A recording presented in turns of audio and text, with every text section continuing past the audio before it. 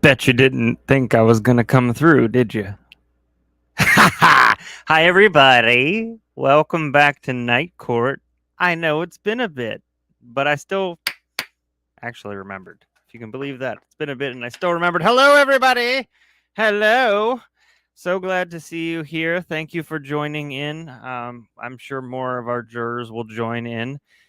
Folks are probably surprised a little bit. There's been a lot going on, as you all know. Just a lot of bit.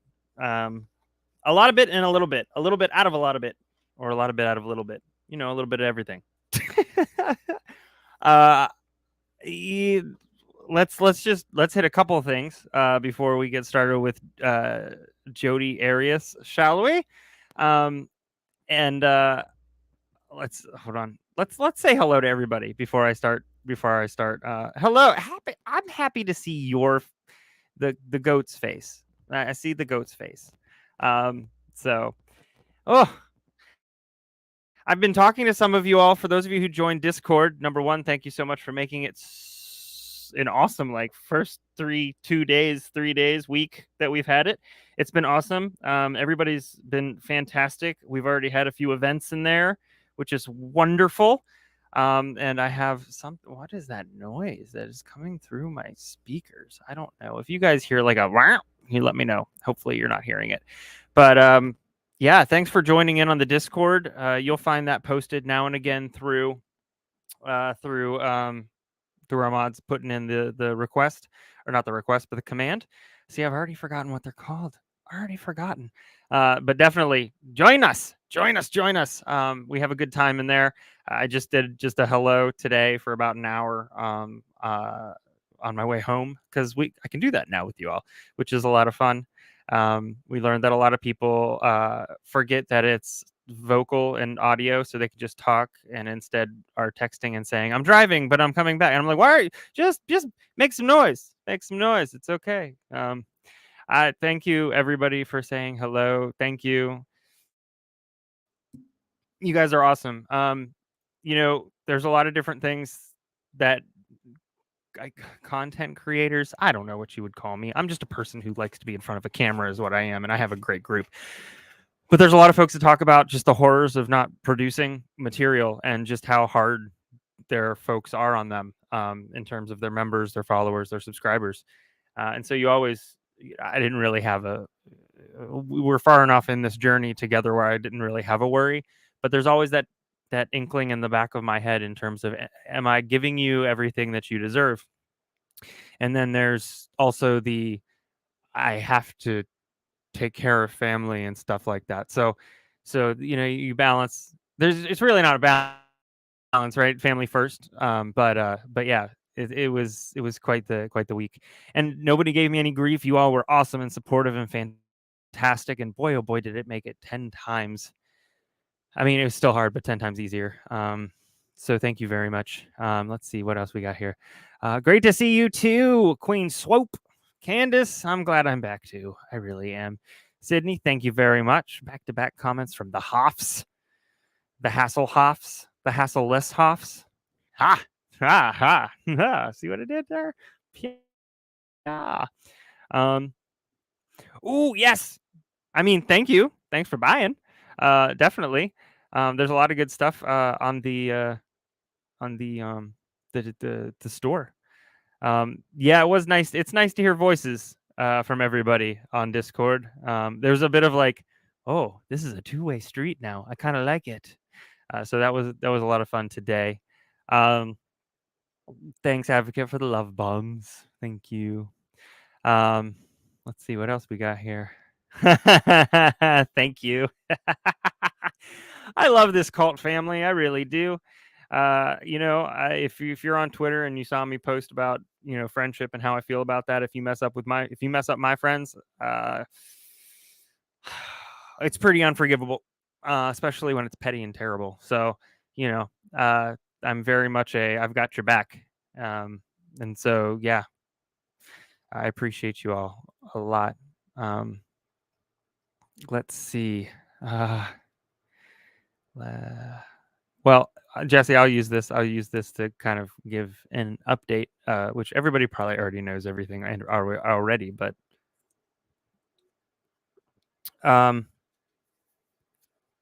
so Tuesday, Stella went to the vet. Was it Tuesday? Was it Wednesday? Marilyn Skull, thank you for gifting. Good grief, 20 memberships. I'll get back to your question, Jesse. I swear. Thank you for gifting 20 memberships. Holy cow. RDB. Not a drama llama. Carrie McMillian, Inquiring Mind. Hello, Kitty. Sherry Smith. I just watched the Hello Kitty episode of RuPaul's Drag Race last night with Mrs. Bruce Crime. Sherry Smith. Sherry Smith?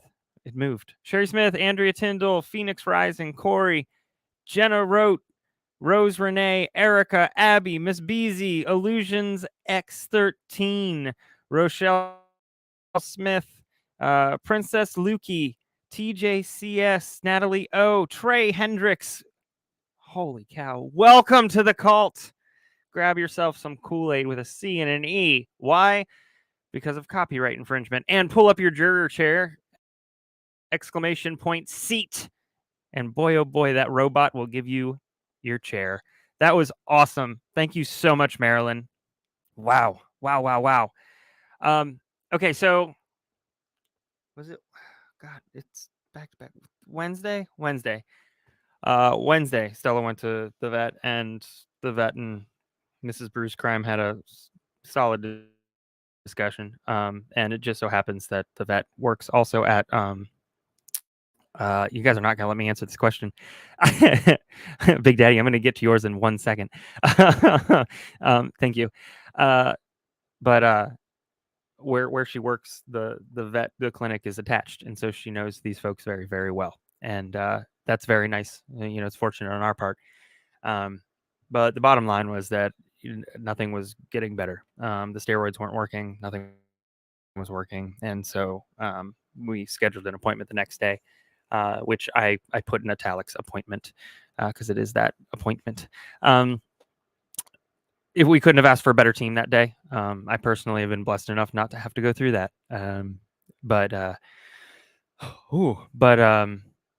team was awesome. That helped us out. And it couldn't have been more peaceful and also comforting to us too, as well as her. And that night before was, if she was trying to tell us that she was getting worse, she told us, because between Mrs. Bruce Crime and I, we were up the whole night with her.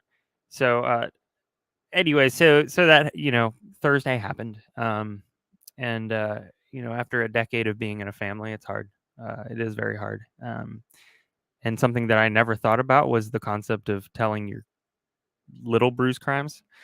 But there was a lot of conversation with Mrs. Bruce Crime and myself about that. And I don't know whether to be scared or happy that overall my kids are very well adjusted. I certainly didn't lend to that. We all know this. Jane, it's very close. The older little Bruce Crime is, he's sad. He's sad. He understands the permanence.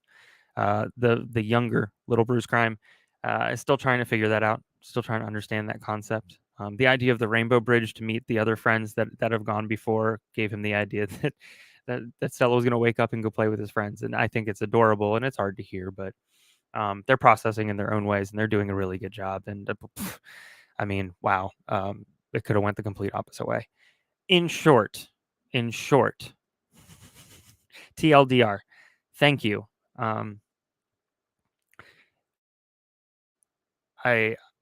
I read a lot of your messages to Mrs. Bruce Crime. We really appreciate everything. I think a lot of people take for granted a community that is digital. And when you have as many people in our community that are as genuine as you are, when you send those messages, I know you mean it, which means that those messages really resonate with me and therefore my family. And so I really appreciate the outpouring of support. It's been wonderful. And it's still hard, you know. uh, I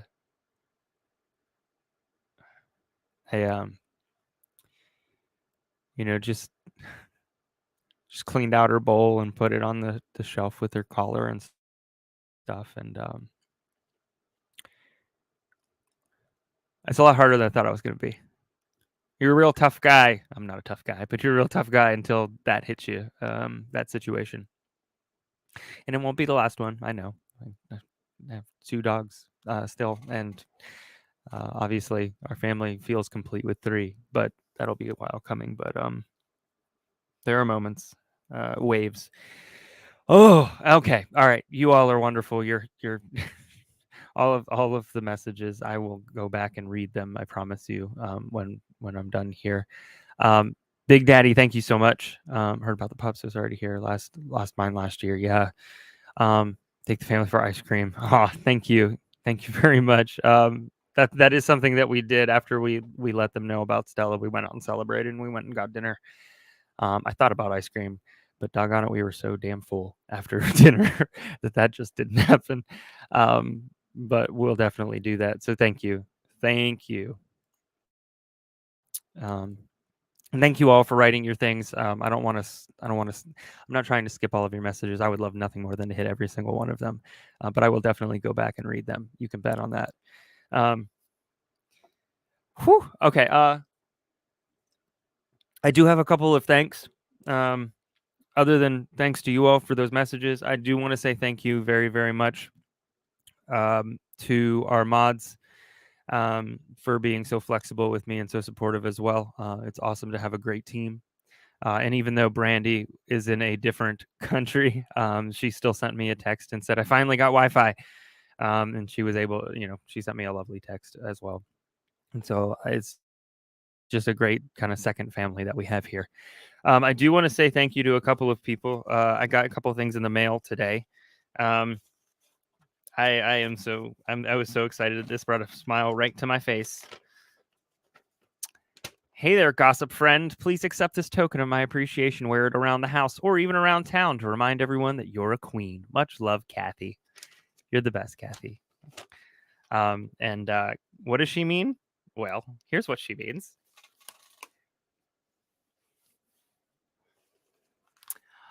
It's good to be the queen.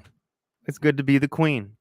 And the king. Both of it. Yes, it's a crown. I love this. I love this so much. I do. I love this so much. Thank you so much, Kathy. And then in addition, I got the most heartfelt and wonderful message from Frankie the other day. I think it was actually I think it was Tuesday. And she had done an awesome thing where she knew about a this herb that in the past. I think I mentioned this actually. I might have mentioned this on Monday, but she knew of an herb that really kind of helped out with this with dogs that she's known. And she had ordered a bunch, and it came probably I think yesterday actually. And if she's okay with it, I'd like to hold on to it just for future use. What's really funny, it's not funny, but I mean, it is kind of funny. What's really funny is that at that vet appointment, without Mrs. Bruce Crime even prompting the vet, the vet had brought up this herb. And so, so if you're okay with it, Frank, I don't know if you're in here, Frankie, but if you're okay with it, I'm going to hold on to this for possible future use for the pups. It is Yunnan Bayo Jiaonang, if I'm saying that right. I think I'm saying it right, but it is yeah, it's supposed to work on alleviating pain, just like a lot of different things. And the fact that the vet brought it up unprompted is actually kind of cool. So that's definitely something that we will keep in our pocket. And she didn't just send one box. I mean, she was like, just let's get them started.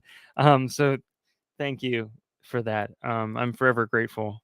Um, oh man. Thank you. I like it too. I think it's lovely. Lovely. Thank you. Thank you. Lois, hopefully I answered your question. I probably destroyed the name. It's Yunnan Baiyao Zhao. I think JIA is Zhao. Zhaonong. So Yunnan Baiyao Zhaonong. Um, actually, I'll pop it in here. Yeah. There it is. There you go. I put it in the chat. Put it in the chat for everybody. Okay. Okay.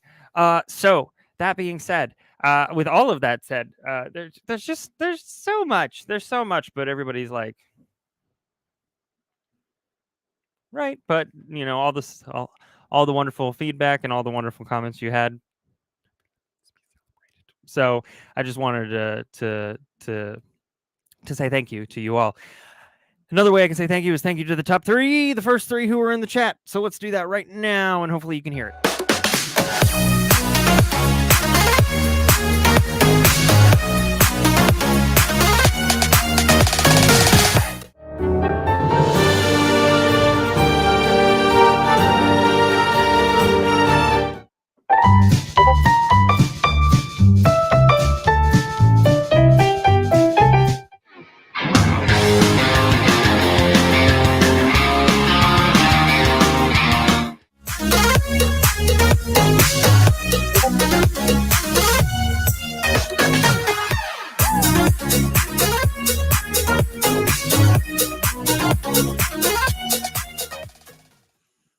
Goodness gracious. Thank you so much.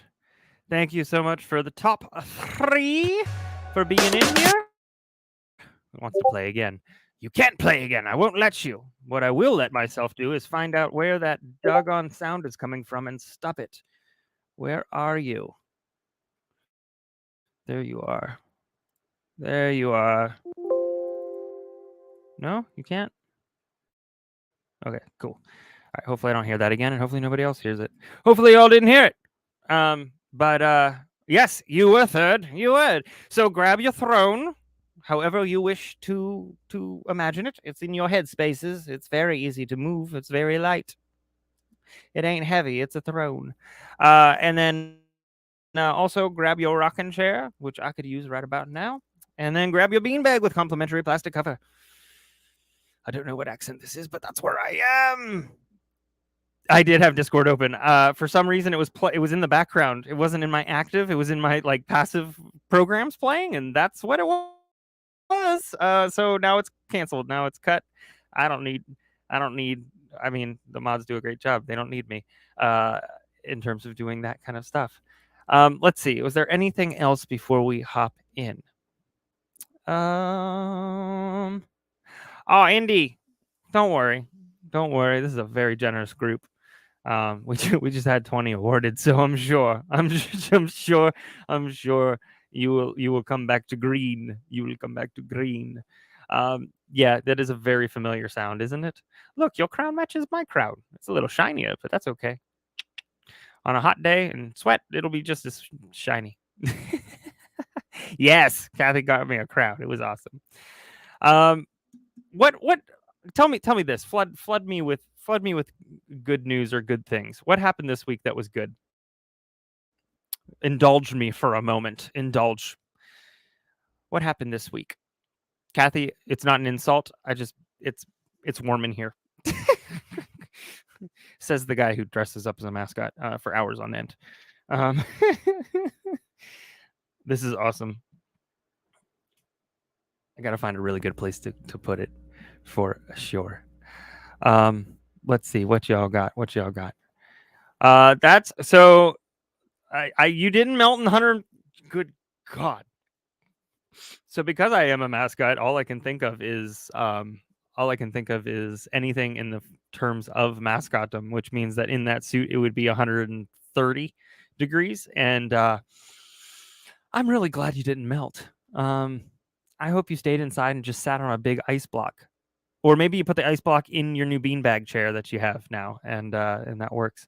Border agent found guilty. I know nothing about this case. And that might be weird for you if you're following 13th Juror on Twitter. But Cajun Kool-Aid has been doing a wonderful job keeping up to date and trying to keep everybody else up to date. So I hear guilty. I hear they were there most of the night or something. So it's something that I do need to catch up on, but there just hasn't been time. I've been so out of it. But that is something to celebrate. The 4th of July. Yes, absolutely. We took the little ones to right outside of where the local baseball stadium is, and they were going to do fireworks, and so we sat there and watched fireworks. Thank you. That's all I gotta say about that. That's not okay. That's not okay. Let's see. I was given free reign at work to basically play with Excel and taught myself a lot. Can I tell you, Hannah, that is something I love when that is one of my favorite things that happens. I do a lot of the design stuff at work, whether it's t-shirts, social media, etc. It's not even my job, but it's just part of the gig when there's only 4 people on a team. And I love it when I'm given free reign just to go forth. Even with Excel, I learned a lot while I was technical writing. I learned a lot on Excel, and it's a cool program if you know how to use it. It really is. Does a lot of stuff. So allow yourself to be geeky. I join you in that. Today I saw.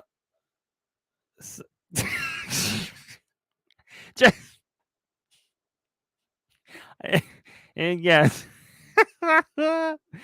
Okay. Mm, mm.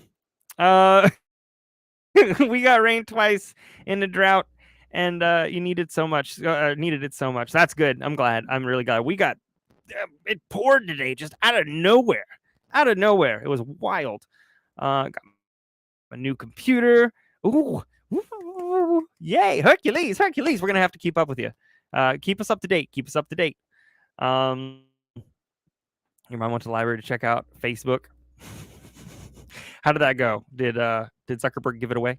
Did he give it up? Probably not. I doubt it.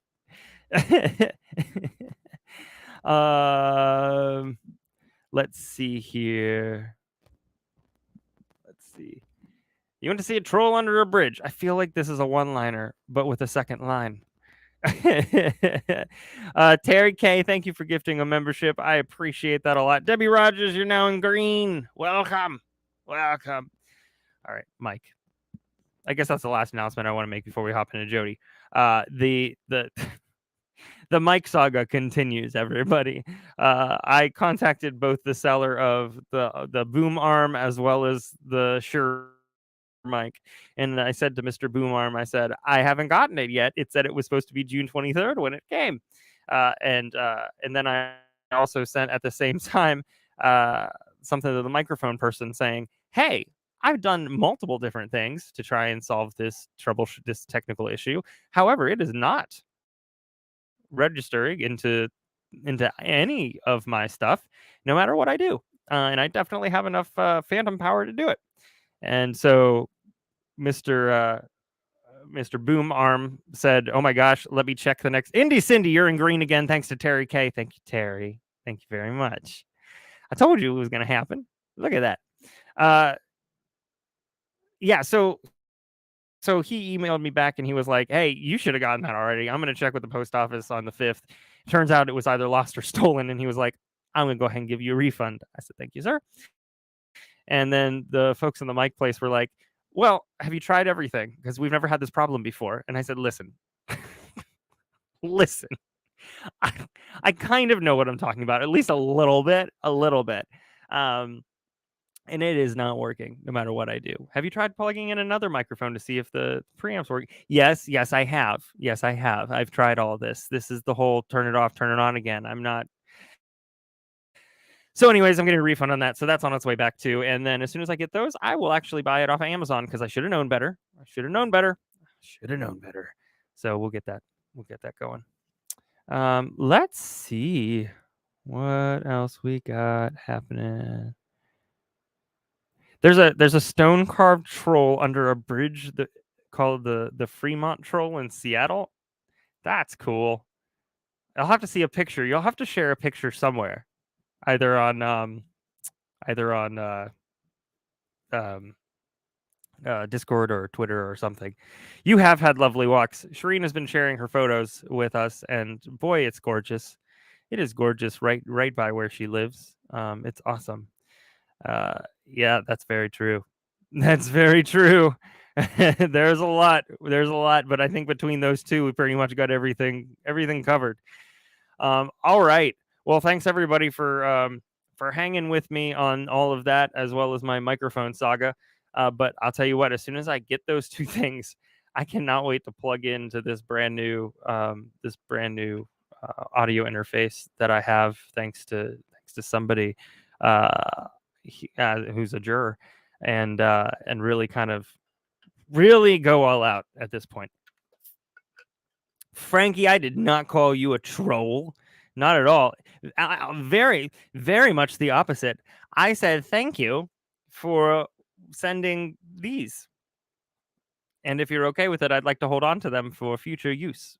Because I don't know if you were in here when I said it, but the vet actually brought up this exact herb unprompted, saying that there are some other things that we could do as an option in terms of like it was like a visit before the Wednesday visit. So cheers. All right, everybody, let's do this. Shall we do this? I look forward to talking to you today, and I might change my mind by the end of this. So all right, everybody, here we go. In Southern California. Okay. And was he wanting to get together with you? Was he wanting to continue the conversation? Tell us the subject matter of the conversation. At first it was about what he was doing there, so that's why I figured he was there. And then we didn't continue the conversation from before. It was a lot less dramatic. And I don't know what room he had holed himself up in, but the conversation began to turn sexual. And What do you mean sexual? No, well, he began to just say things like he's been horny lately, and It's not being offered for the truth of the matter, sir, Judge. Does anybody else think that the whole truth of the matter thing is just kind of like You said something they pull? that the conversation was sexual in nature this day after you broke up, right? yes, When you say sexual in nature, that can mean a lot of things. So I want to clarify that a little bit. Was he talking about the two of you engaging in sexual I know. yes,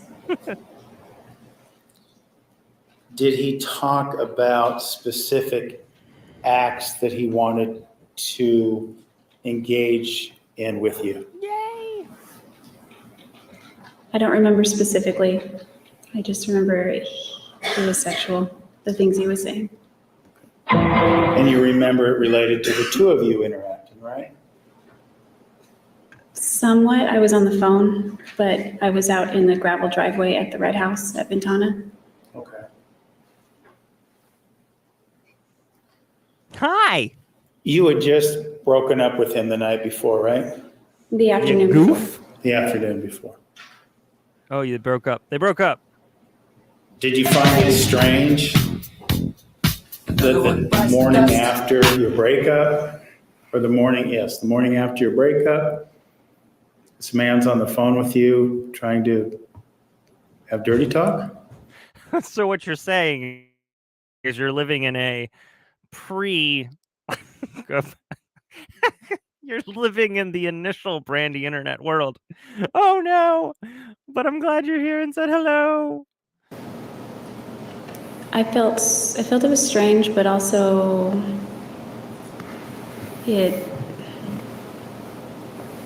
I really had low self-esteem at this time. It made me feel better, actually.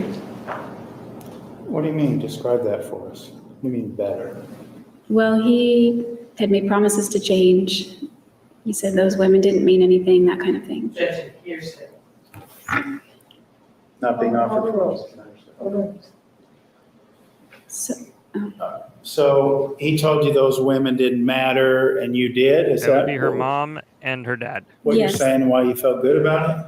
yes, he said, I swear I'll change, just give me a chance. That can't be true. So this I've was my, seen photos. Not possible. I don't know, I still loved him, and so I thought that Other than the he was serious about changing, and so I continued to be intimate with him. Well, let's not get too past the phone call right now. Let's say you continued to be intimate with him. Did you reciprocate the sexual tone of the conversation that you had with him the day after you broke up? At first, I didn't really know what to say, because he had, Objection on this one, say yes or no. It's not his objection, Your Honor.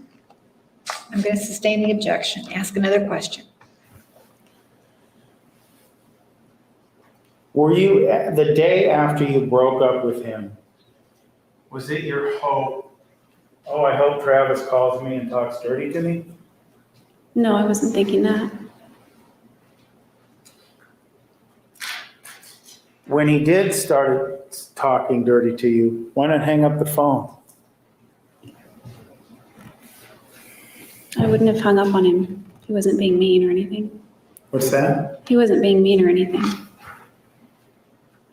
But you just found out he was cheating and you broke up with him. Why even talk to the guy, Jodi? He promised to change, and I still loved him. Let me back up again, and you might have already answered my question with what you just said, but why even pick up the phone to begin with?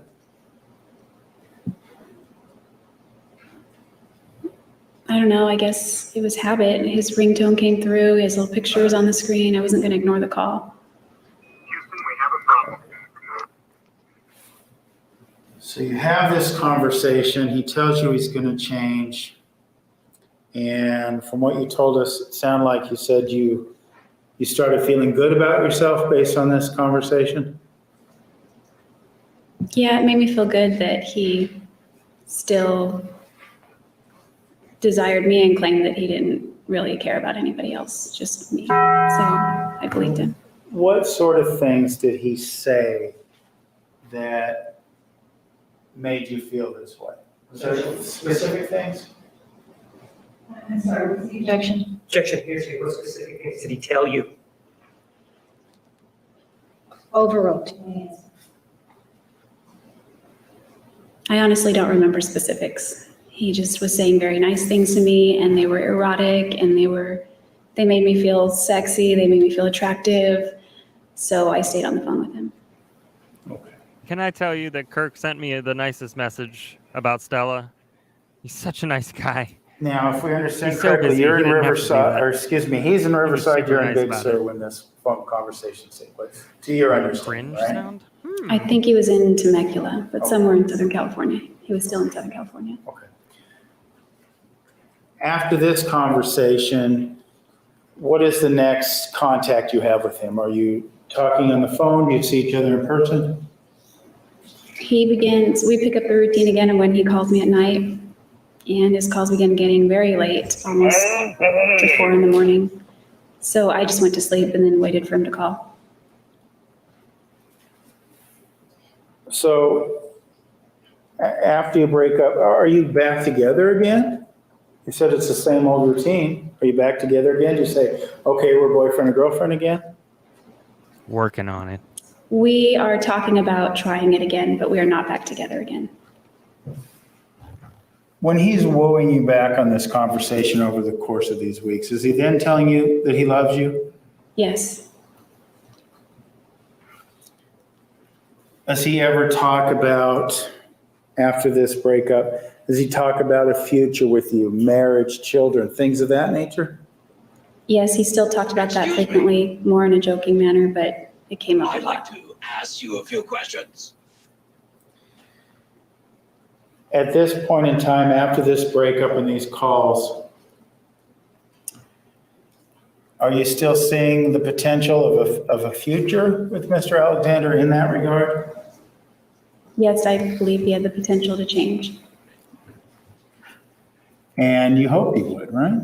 Yes. Okay.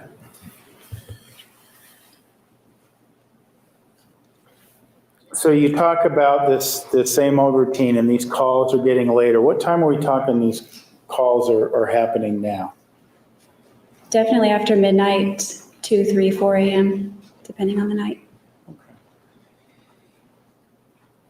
And are these calls also sexual in nature?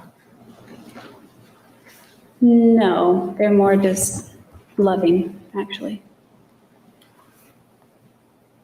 And what do you mean by loving? Describe what you mean by that. He was acting more like the same guy I fell in love with, and he was just being very sweet and wanted to know about my day, told me funny things about his day. And when he talked about the future, he kept saying we or us, things like that. Oh my God, who the hell And cares? nothing sexual in these calls. No, I don't think so. Okay.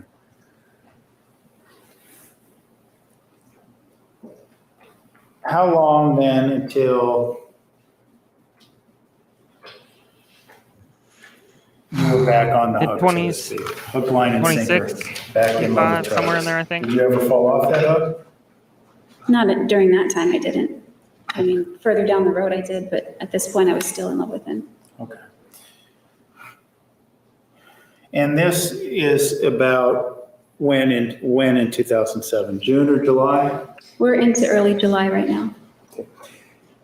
How long, when was your job at Big Sur It's like done for the listening season? to Modern Major General. Well, on Pirates of it Penzance. could have gone on the entire year.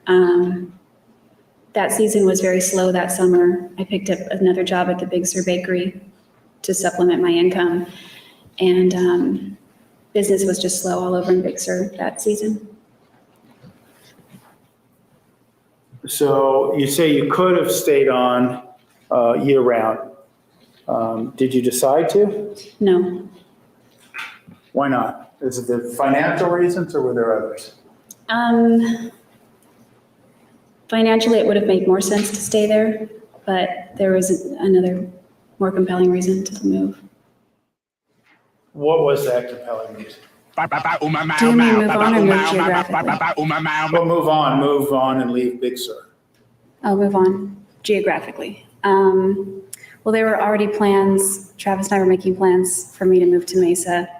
He was very upset when I moved to Big Sur. He wanted me to either go to Mesa or stay in Southern California, but not move so far. So I had already made my commitments in Big Sur. I decided to fulfill those. They were expecting me. And so the season wasn't panning out to what it was, so I gave my notice there. And my last day was going to be sometime in June or July, I don't remember when. And I was making plans to move to Mesa. And then I discovered that he was cheating on me, so plans kind of halted. I was going to move in with my friend Rachel, and I kind of told her that, you know, what was up. I didn't want to throw Travis under the bus, so I didn't go into a lot of detail, but I said that things weren't really working out with him, and, you know, things aren't working out up here either, and she was encouraging me to come to Mesa anyway. Kind of make it my Mesa, don't worry about Travis, and then Travis was also trying to... Let's just stop a minute and clarify. You had planned to move to Mesa before you went to Big Sur in the summer, right? Yes, in the spring we began to talk about Okay. that. And once you found out he was cheating on you, you then made the decision to go to Big Sur. Is that right? No, I moved to Big Sur prior to all of that. Okay. And then you were planning on staying at Big Sur until you had this conversation with him where he started being loving towards you. Is that right? The original plan was to stay in Big Sur, fulfill the commitments I made, and then move to Mesa. Okay, and what were the commitments in terms of time? In terms of time, about 2 months, 2.5 months. Okay. So you fulfilled your commitment. Why did you decide then, getting to my point, why did you decide then that moving to Mesa would be a good idea, considering what had happened prior? Well, I was on the fence about it. I was going to move to Montclair. There was another woman that I worked with at the Big Sur Bakery that was moving there, and that's in Southern California. It's close to where I used to live. It's within an hour's drive of Palm Desert. So there were two choices, and I decided to go to Mesa. Travis painted a nice picture of all of the benefits of moving to Mesa. He said it's a strong community. There are a lot of church members. There are always other LDS single women looking for roommates. He said I can store all of my things at his house. He said I could sock away more money. Just benefits. Benefits to you or benefits to him? To us both. Well, he was painting the benefits that I would reap if I moved there. Did you believe that he was also seeking benefits? Of course, yeah. He said we could hang out more and figure things out. Hang out and figure things out. Did hanging out involve sexual activity? Yes. So literally hanging out. When you moved to Mesa, how far from Travis were you? I don't know mileage, and I don't know if you know Mesa, but Travis lived over by Signal Butte and Elliott, and I lived over by Greenfield and Broadway. Well, do you have any idea how long it took you to drive to Travis's house? Well, depending on traffic, 15 minutes, Okay, maybe 20. so you live about 15 minutes away. We heard other witnesses testify. Tell us about what a ward was.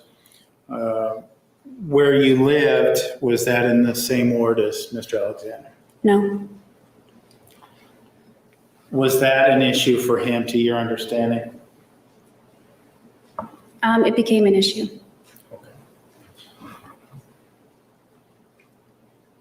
Why, to your understanding, was that a concern? Well, as soon as I moved in with Rachel, about, I'd say within a week and a half, she approached me and informed me that she and, Actually, here's, not response to the question, what was an issue? Rephrase the question. Well, let's do it this way then. You mentioned a person named Rachel. Is that who you moved in with originally? yes, and her boyfriend. Okay. And how long did you live with Rachel and her boyfriend? About a week and a half. And I'm sorry, like 2.5 weeks. okay. And after this 2.5 week period, it's time for you to move on for their personal reasons. Is that what you're telling us? Yes, they eloped. Okay. So they got married and it was time for you to find a new place to live, right? Yes, Okay. they were newlyweds. And So you you didn't go said to their the doggy door? issue of ward boundaries or what wards you're going to be in became an issue. Could you explain that to us? Yes, it became imperative that I move out as quickly as possible. The dramatic. They were going to have another civil wedding ceremony after eloping in Vegas. So what I did was I went to, I think it was an institute center, which is a place where young single adults in the church can go for scripture study and things like that. There was a bulletin up there with different places for rent. So I wrote down a few phone numbers that were within my price range. I called a girl. I think she lived in Gilbert. She said that that listing was old and no longer available, but she directed me to ldshousing.net and said that I could find more listings there. So I went there and I found a few within my price range. I called them all. Two returned my call.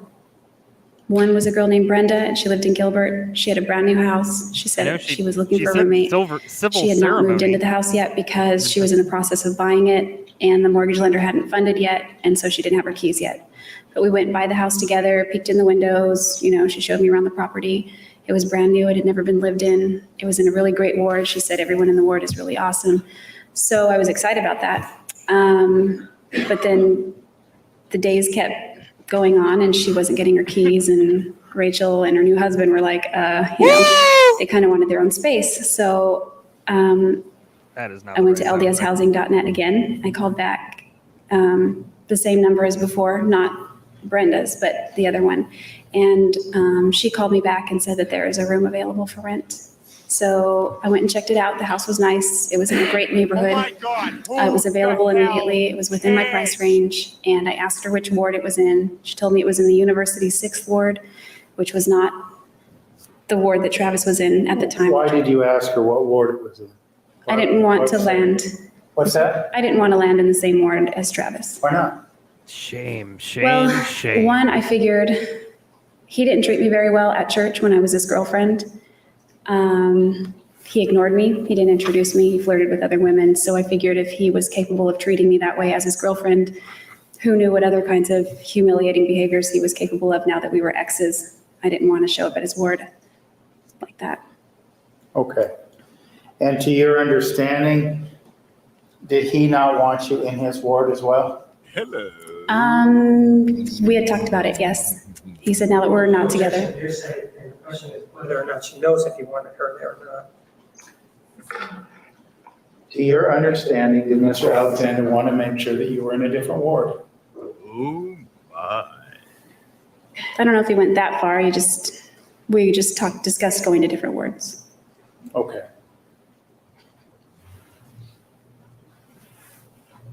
Now, this home that you moved to after you went through your housing search, after you left Rachel's home, in terms of, let's just use the marker of time, how far away was this from Travis's house? You're talking about Rachel's house or the new house? The new house. It was a lot closer. I didn't know at first. I was still using my, Objection, she's already answered the question. Thank I like Kirk's tie. You say a I dig lot it. closer. How I don't long think a it's long drive enough, was it to but I like it. Travis's house from where you wound up after you moved out of Rachel's place? I would say 10 minutes or less, depending on the route. Okay. Now, you mentioned that you and Travis, and can you give us a ballpark in terms of the time we're talking about here, month and year, when you've moved Nothing into happened. this new It's place? still there. That's where we get all our documents from. We just opened up a Yes. 13th Juror. I believe it was River. the middle of August, 2007. And at this point in time, I know that you had told us that you ended your relationship with Mr. Alexander, at least from a formal standpoint or from a label standpoint. You broke up as boyfriend and girlfriend. But he was telling you all these loving things and you kind of back in good graces anyway. Were you his girlfriend at this time in August of 2007? No,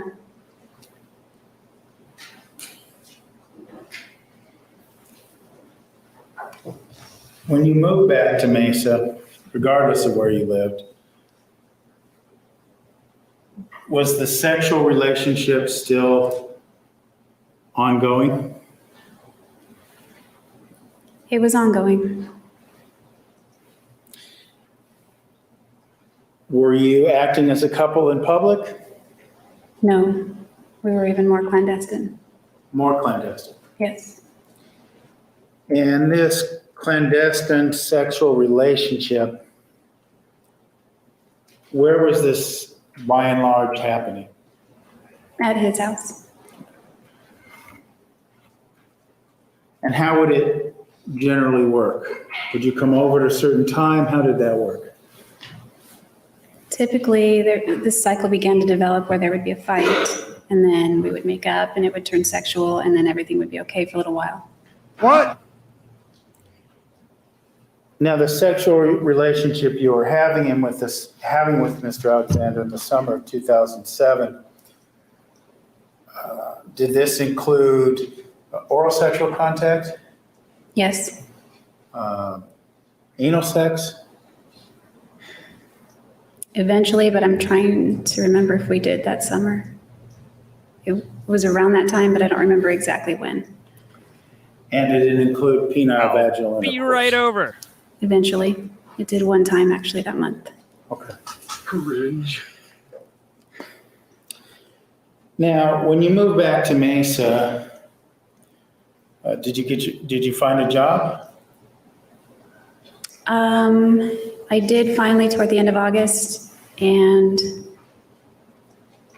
not right away, but I did And where were you working? at PF Chang's. And apart from PF Chang's, did you have any other sources of income? Yes. What was that? Travis offered to pay me to clean his house. And was there a set upon hourly wage for that? Yes, he was going to pay me $200 extra a month to come over twice a week. I can't remember how many hours, but when you did the math, it equaled $12.50 an hour. Okay. And you were also having a sexual relationship with him at this time, right? Yes. May I approach, Your Honor? Jodi, I want to show you what's been marked as Exhibit 395. Could you take a look at that? See if you recognize that. Yes. What is that? It's an email he sent me. Regarding what? This is kind of a joke about my uniform for cleaning his house. Your uniform what? For cleaning his house? Yes. What did he want you to wear? He wanted me to wear one of those French maid outfits. And do you remember when he sent you this email? It would have been sometime in early August. Move to admit Exhibit 395, excuse me, if I said 393 earlier. No objection to the photographic portion of the email, but objection to the hearsay or the written comment. Approach. Jodi, let's back up a step. When Mr. Alexander proposed this arrangement to you in August of '07, is that accurate? Yes. Okay. Did you accept this arrangement? I hesitated, but when he said it's 200 extra a month, I said yes, because I needed money. Okay. And at the time you accepted this offer, Mr. Alexander made to you, were you still sexually active with him? Yes.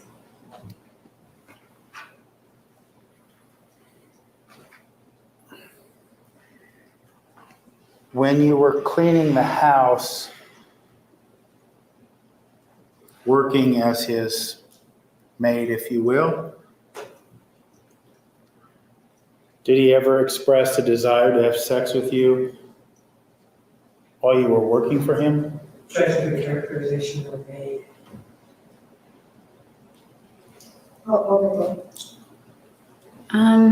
Occasionally.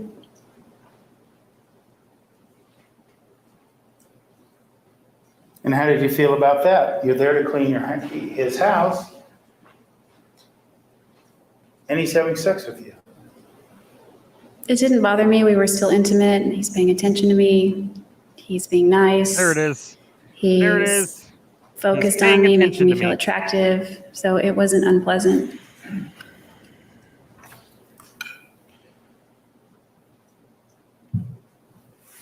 Did he ever ask you to wear a particular uniform? Yes. It's pretty good. How would you A describe tad that overrated. uniform for That's my us? own opinion, though.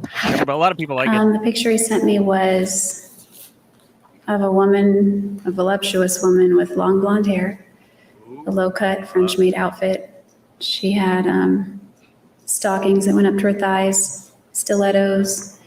It was a black and white outfit with a little white apron. I think she had her foot up on something. Lee, I'm gonna show you. Cause I can't reach out to call you, but I know I will one 395. day. Objections. This is not an evidence. It cannot be published to the jury. You just didn't object to it a few minutes ago. Counsel approach, please. Exhibit 395.001 is admitted. Mr. Nerma, you may continue. Thank you, Your Honor. Jodi, before our break, we talked about a picture you received in an email. If I may approach, Your Honor, Okay. of a woman in a French maid uniform. Do you recognize that as being that picture? Yes.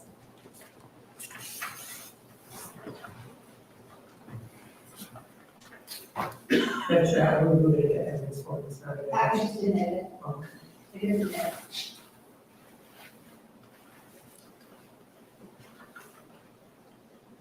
When you received this email from him,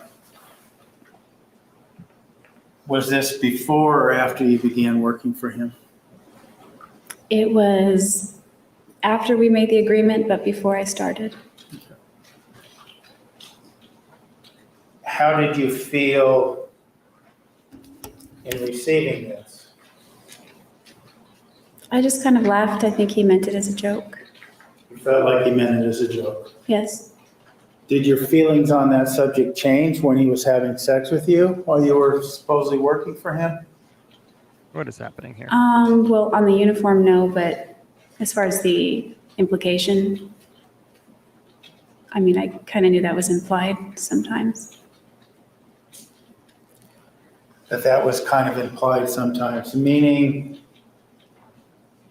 if he was paying you to clean his house and you were available to have sex with him, that was part of the deal? Objection, Lee.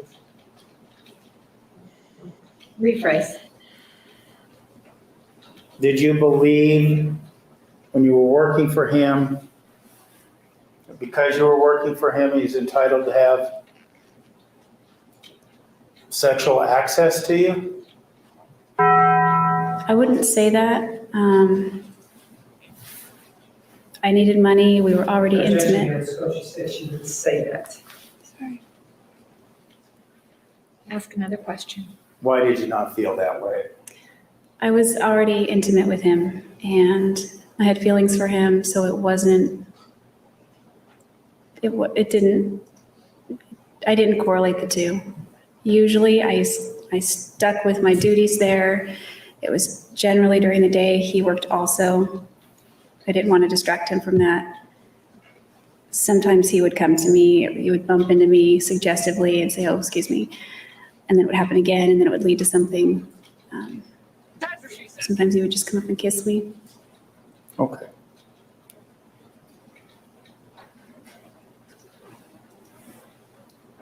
How long did you clean his house, work as his maid? Almost the entire time that I lived in Mesa. Okay. I find it interesting that they dated, they broke up, and then she started cleaning his house. Did he always pay you? Place. He always whatever paid me in it one is. form or another. Just so What do you weird. mean by that? Sometimes, well, it was usually cash. But sometimes, well, we went on trips together, so sometimes we always split the trips 50-50. He kept meticulous track of the cost. He could always figure it down to the dollar, who owed who what, and how we reached the figure. So sometimes if he owed me money for the house, he would just eat the cost on traveling. Okay. But there was always financial compensation for this, right? Yes. Okay. Now, earlier today, Brown chicken, brown you cow. mentioned that when you moved back to Mesa, there was a clandestine sexual relationship Hello, Paul. that went on behind closed doors of his bedroom. Yes. Was there a sexual relationship that took place in other places besides just his bedroom? Yes. Where did those occur? Usually when we, Recommendation, time or date when this happened. Sustained. He's so good at just breaking up the flow. He just is. He's just so good. It's so annoying, but he's so good. Where else did you have sexual interaction with Mr. Alexander? Sometimes it was, Objection. Same objection. We just need to know when.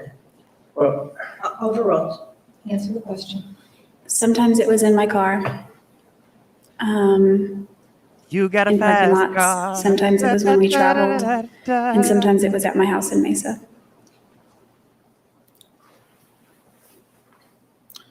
now, when you mentioned your car, earlier in your testimony, you told us about the interaction that took place after he gave you the Book of Mormon and you went to Starbucks. Is that what we're talking about, or are we talking about other occasions in your car? Including with his career. soon? Other occasions, but the same kind of thing.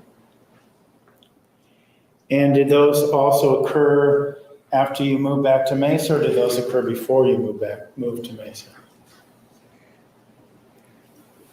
I know they occurred after I moved to Mesa.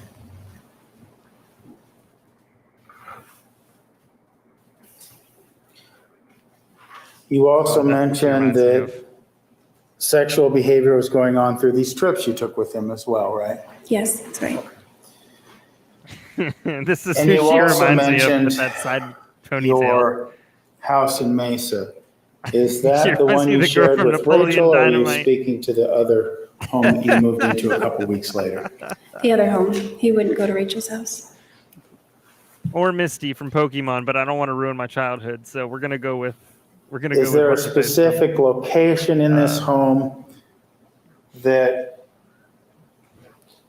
your sexual Truly. behavior with Travis took place? Yes, in my bedroom. Did it happen anywhere else besides your bedroom? Yes, a couple times.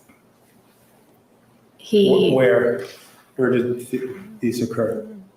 Besides your bedroom, where in your home? the front porch. Spicy. Oh, yeah. And how did you wind up having sexual encounters with Travis on his front porch? On your front porch, excuse me. It was something he wanted to try since I had known him since 2006. It was something he expressed that he wanted to do. So all He of had a a list of sudden, fantasies that he wanted to fulfill. oh, here we go. And Bring it he wanted into the to- trial. Show up, get out of his car. Sorry. She fulfilled it. Deja spew. Ask another question. No need to apologize, Jodi. There it is. That's a pretty famous line right there. What? No need to apologize, Jodi. Was this, describe for us, if you will, this fantasy he had involving you being on the porch of your home? Nope. Okay. It was, he wanted to drive up to the house. Check, please. Something we couldn't do it in Palm Desert. So now that I was in Mesa, it was a different kind of porch. It was more private. There was a huge column, a big square stucco column that offered more privacy. There was a big bush that created a shadow from the streetlight. So this would occur at night, late at night. And so he wanted to drive up to the home. He wanted to get out of the car, have me come out of the house, give him oral sex, and he wanted to ejaculate on my face and then get back in his car and drive away without saying a single word. Oh, my. And were you to be dressed during these interactions, or naked, What? or what was his fantasy? I was dressed. Oh my God, who the hell cares? And how many times did he do this? 2 or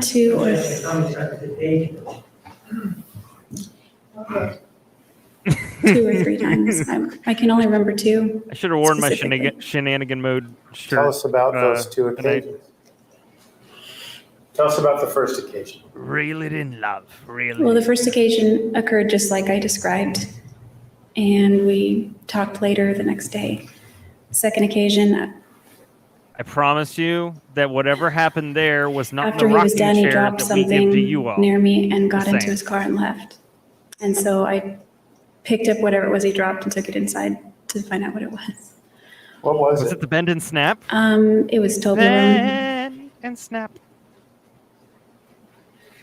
Wait, hold So on. he ejaculated on your face and threw you some candy? Pretty much. Is this hard for you to describe? Yeah, in front of my mom and dad it is. Who you trashed? You Are mentioned you kidding?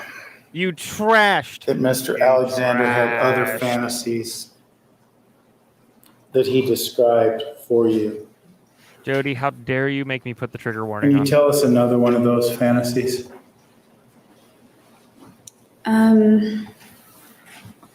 He wanted to do the mile high, which we never did. He wanted to pull off of a freeway on a remote highway somewhere and have sex on the hood of the car, which we didn't do.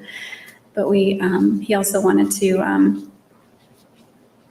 have sex on the freeway while driving, which we did.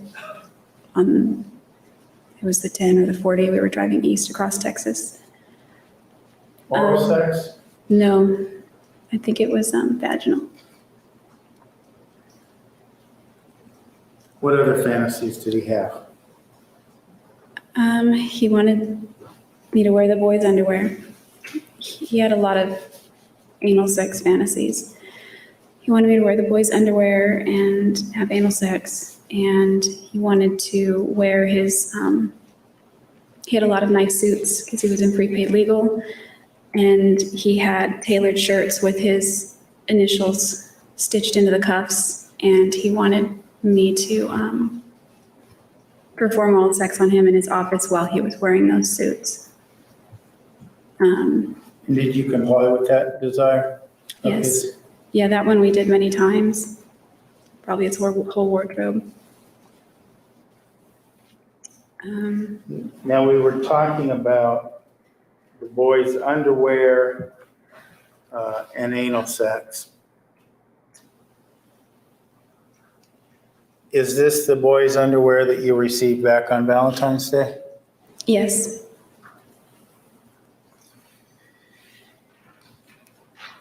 Did he ever explain to you why he wanted you to wear this underwear and why he wanted to have anal sex with you when you were wearing this underwear? He just said it was hot. He didn't offer any other explanation at the time? Not at that time. You mentioned, well, let me ask you this. How did you feel about having anal sex with Kravitz when you were wearing this boy's Spider-Man underwear? Well, after we began to do that more regularly, he used lubrication that time so it wasn't painful. And I don't know, I guess there were times when I enjoyed being with him, so I was willing to do, I enjoyed making him happy, so I was willing to do things that he liked to do. And while he did those things that he liked to do, he was paying attention to me, so I got something out of it too, I guess, in that regard.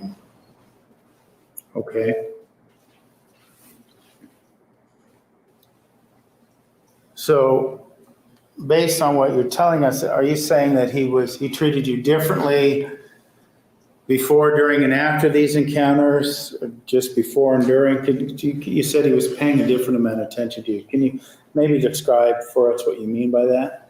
Yes, when he was in the mood or turned on, then he was very nice and paid attention to me. Sometimes when we got together, he was very loving and romantic. Sometimes it was just animalistic. Afterward, usually when he was done for a while. You mean done sexually or done being nice? Dunn, he didn't turn mean, but Dunn being nice, I would say. Okay. And then would it be fair to say that when he wanted sex again, he became nice? Always.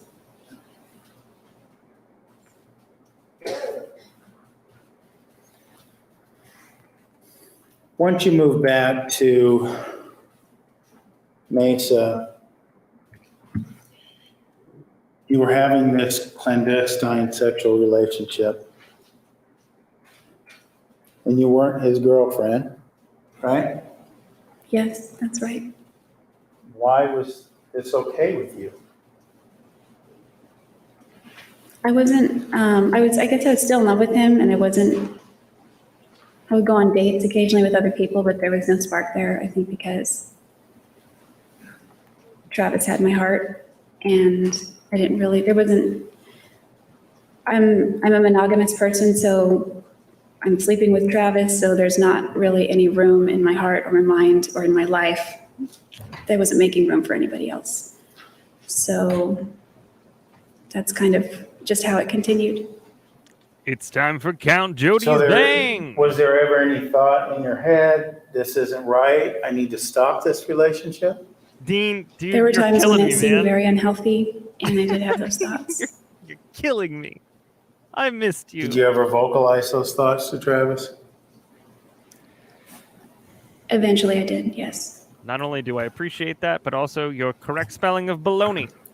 Let's talk about this time period as well, because you mentioned you were traveling with Mr. Alexander even after you moved back to Mesa. Is that accurate? Yes. And after you moved back to Mesa in late summer 2007, where did you and Travis travel to? What were some of the destinations you went to? Go fly a kite. Well, first we went to Las Vegas for the convention, which was in early September again. Maybe. I went to the executive director banquet with him again. And after that, the weekend following Las Vegas, there was going to be another recap, but we ditched that and went with Dan and Desiree to Havasu Pie. Okay. Where else did you go? In October, we went to New Mexico, to Albuquerque for the balloon fiesta. We went to Santa Fe to 10,000 Wave Spa. We saw Route 66. There might have been another place. These were all places that were in the book, 1,000 Places. We began calling it the list, so we were just checking places off the list. And that was kind of motivating your travel to these spots, is that correct? Yes. Before we get too far down the road to other places you traveled, I want to show you what's been marked. Exhibits I can see 434 an idea. and 431. Be so kind to take a look at these.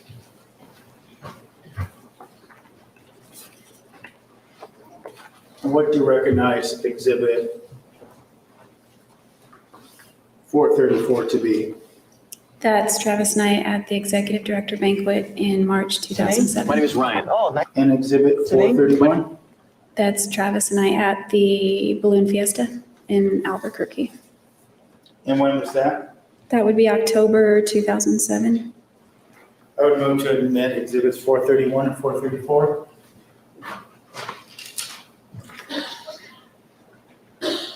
No objection. 431 and 434 are admitted.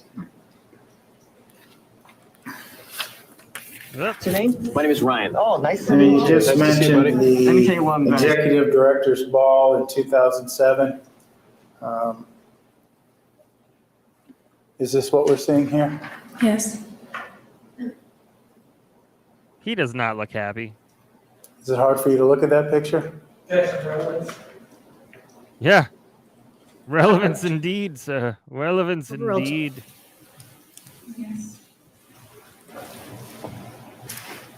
Why? Oh, it's just very sentimental. It's about happier times. When you just look back, you don't think that it would end up the way it did.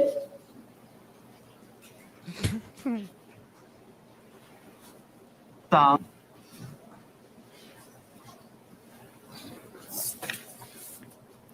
Let me show you what's been admitted as Exhibit 431. You take a look at that, please. Is that hard to look at? Yeah. Why?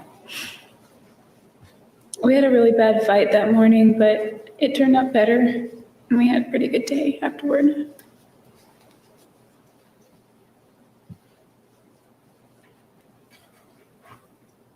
How long was this trip? I think just the weekend. I don't recall specifically. It wasn't very long. Based on the picture, one might assume that you were acting as a couple during this trip. Is that true? Yes. Did that end when you got back to Mesa? Yeah, it did. Well, it depends on the time. Well, what do you mean by that? I was still coming over to his house. His roommate tried to warn me that he was seeing other people. So, I mean. Well, thank you, it's great. Well, what I was asking you is if this public affection, that sort of thing ended when you got back to Mesa. Yes, it did, unless we were in his room. Okay. So affection was okay, so long as you were in his room or on your porch where he was ejaculating on your face, right? Well, yeah, but the latter wasn't really affection that much. Okay. That brings up a good point. You come out on the porch, you fulfill his fantasies, he ejaculates on your face and throws some chocolate at you. How do you feel after that? I couldn't help thinking that it was kind of like a prostitute. But I put that out of my mind and just chalked it up to one of his little antics that he did. Chalked it up to one of his little antics. Yes. Was there ever a point in time in your mind that you said, enough of these little antics, I'm done with this guy? Maybe farther down the road, but before that, no. Not at that point in time. No, if anything, we increased. The what? If anything, we increased with those kinds of things, the antics, all that. You can call them antics. Well, let me ask again something I asked earlier. Had he been physically abusive with you up to this point in time, late summer of 2007? No. Okay. Well, he grabbed my wrist one time, but I didn't consider it abusive. Oh, my I don't know. goodness That's Well, when did that occur? at the convention in Oklahoma City in March 2007. Describe those circumstances for us. He and I were hanging out at the Sheraton. This was 2 nights after As one does. the drunk lady fell all over him. And so we were just hanging out with other colleagues and friends. And I had to use the restroom, so I went to the same restroom that I ran to a few nights before. It's sort of by a bar that's at the lobby. And so this is Saturday night now. And by Saturday night, a lot of people are partying. Convention's over. Everyone's going to leave Sunday. So there were a lot of people. There was a big crowd, a lot of people that were drinking and just having fun and being social. And as I was making my way back through the crowd, I heard somebody call my name. And I stopped and looked around to see who it was. And it was Abe, the guy I had gone on a date with some months earlier. And we talked briefly. And I don't remember if he had heard about what happened or if I told him about what happened, but he just was listening and he said, "You deserve better." And I said, "Thanks." Man was swooping in. He knew I exactly said, what "It's he was okay," doing. you know, that kind of thing. So then we parted and I made my way back through the crowd. Like your bangs? And I was leaving the crowd and I saw Travis standing at the edge of the crowd, waiting for me. And I just smiled as I walked up to him and went to grab his hand, and his hand shot out and grabbed my wrist instead. Was he angry with you?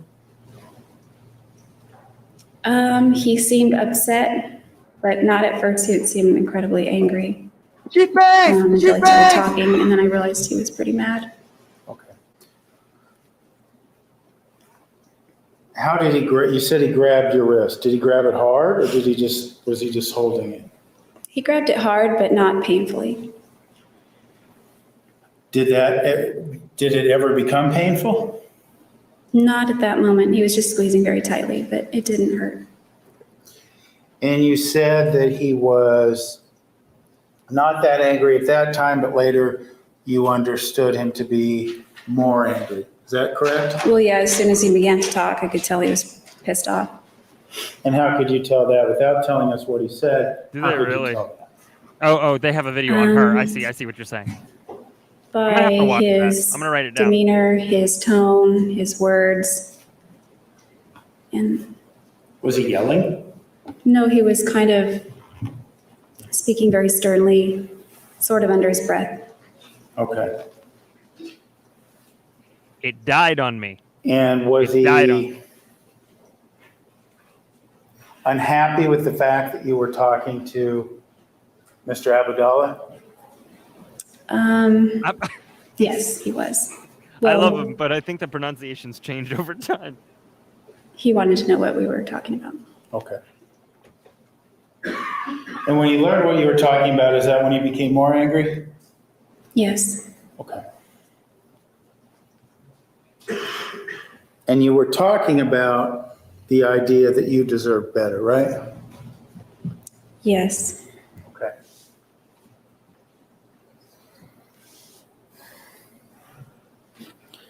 Moving back then to Jodi's killed 2 of my pens. you being in Mesa and the sexual encounters.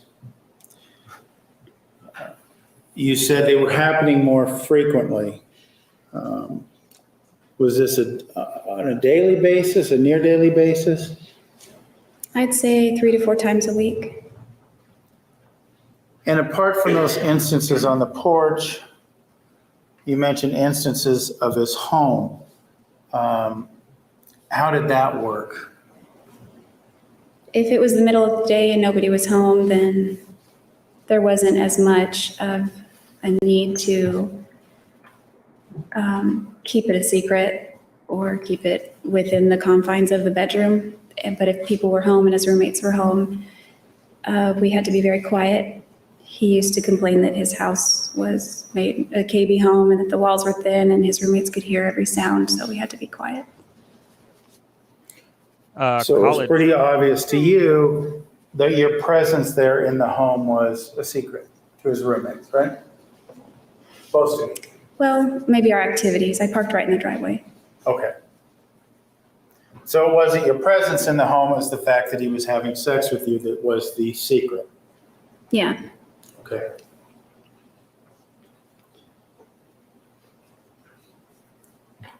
Were precautions made? You mentioned daytime, sometimes this happened at night as well, is that correct?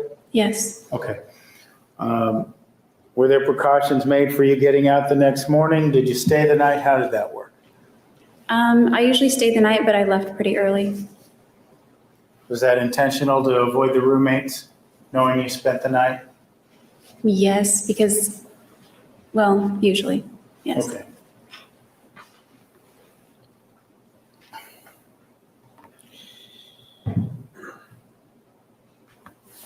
Did you know, well, this,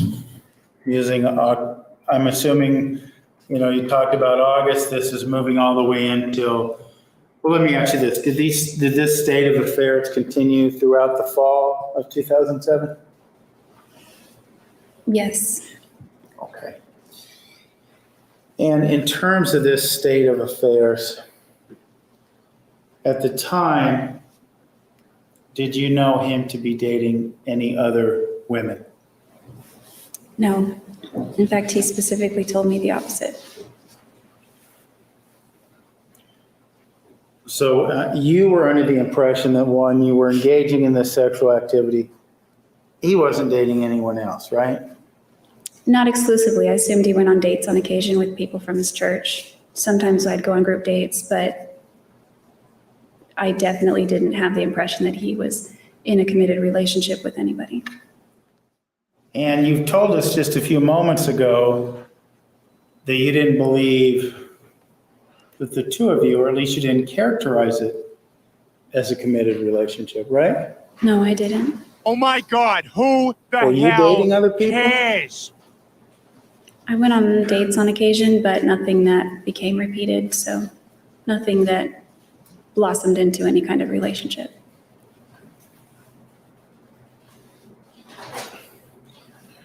To your knowledge, did Travis know about any of these dates you had with other individuals? He found out about one, two, actually, early on, if we're talking the same time period. Okay.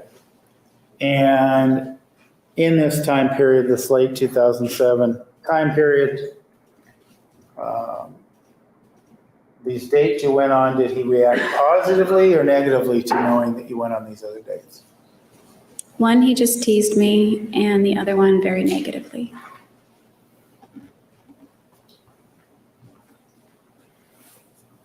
He is so ready with all You this weren't in a notes. relationship with him. He's going to go through every single bit of this. What was the problem? The one that he reacted negatively to was a guy that he hated. Who was that? His name is John Dixon. So Mr. Alexander believed, or would it be your impression that Mr. Alexander believed that he had a right to tell you who you could date at this time period? Objection being.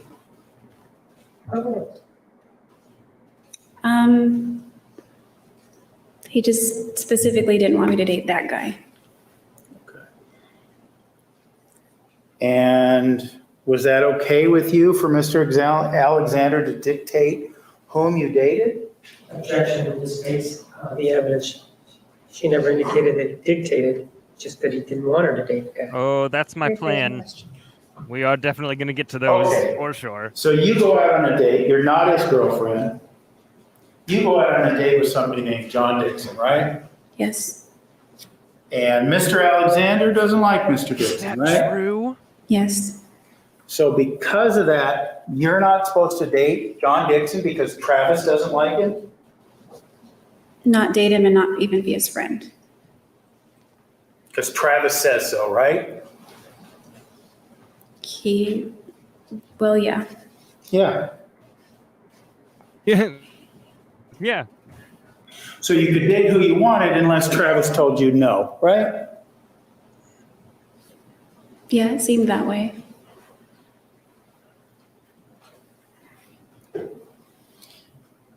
And all the time when he's having sex with you behind closed doors or on your porch, right? Objection, foundation as to when he's having this sex and foundation as to when he dated John Dixon. Could be different times. Time period, Judge. No, he can't testify. She can't, not him. Sustained. Fall of 2007. He comes over, he ejaculates on your face, throws candy at you, has you having sex behind closed doors, and you're not in a committed relationship, right? The fall of 2007, that's what we're talking about, right? Yes. That's the same time period you dared to defy Mr. Alexander and go out on a date with John Dixon, right? Objection is testimony. She didn't say that she defied him. He was just upset about it. The characterization is what's objectionable.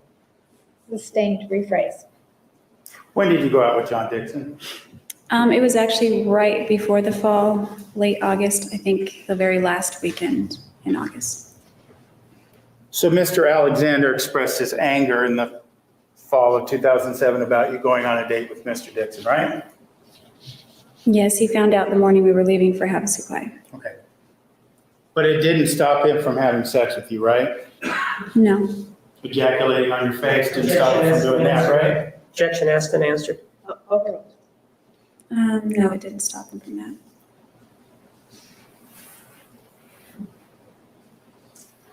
And it didn't stop him from going to Havasupai with you, right? No. Did it stop you from dating John Dixon again? Yes.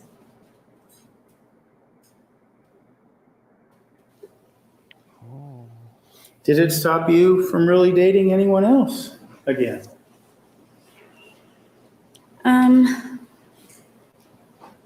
I went on a couple more dates during that time and on through the next year. Okay. Did you tell Travis about those, or did you try to keep those a secret? No, I learned to stop telling him I'm anything getting about closer and my closer social to life regarding being able that. to use OBS. I didn't tell him about so John. He found that'll be out. fun. Okay.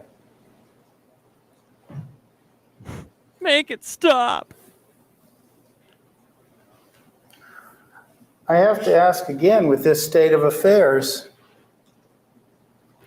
why not cut the proverbial cord? Why not break up with this guy who's telling you you can date him, you can't date him? Why not put an end to it? Well, I mean, right now we're kind of focusing on the negative things. There were things he did that made me feel like $1 million. Very Describe special. those things for us.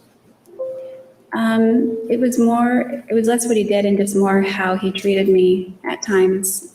He would say little things that were sentimental and had meaning between us. He got me little gifts, nothing expensive, but it was more the thought and just the gestures that he did. And he still would allude to the fact that he wanted to marry me, even though I don't know that he was very serious.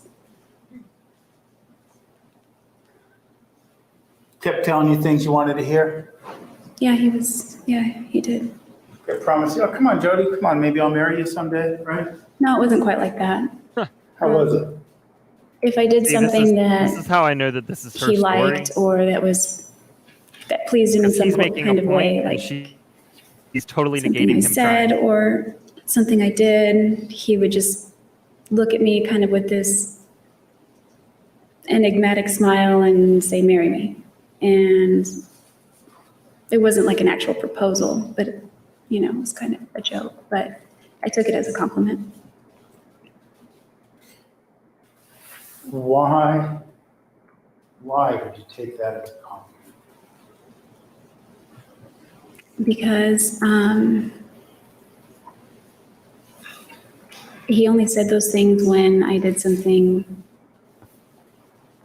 that would merit me being a good wife, potentially.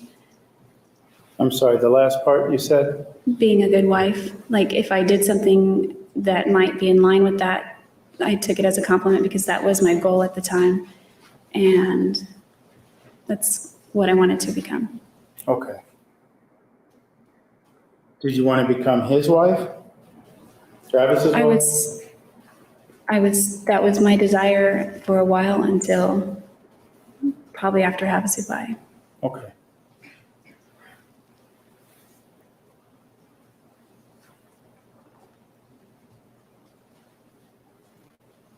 What changed after Havasupai that made you decide, I don't want to marry this guy? My feelings for him didn't necessarily change, but in my mind, we had such a bad fight that morning. He said some very ugly things to me that No, but that's funny. it was a boundary we had never crossed before. And I couldn't imagine marrying somebody that had said those things to me or raising children with a man who their father had said those things to their mother, kind of thing. That's how I imagined it. What kind of things were we talking about?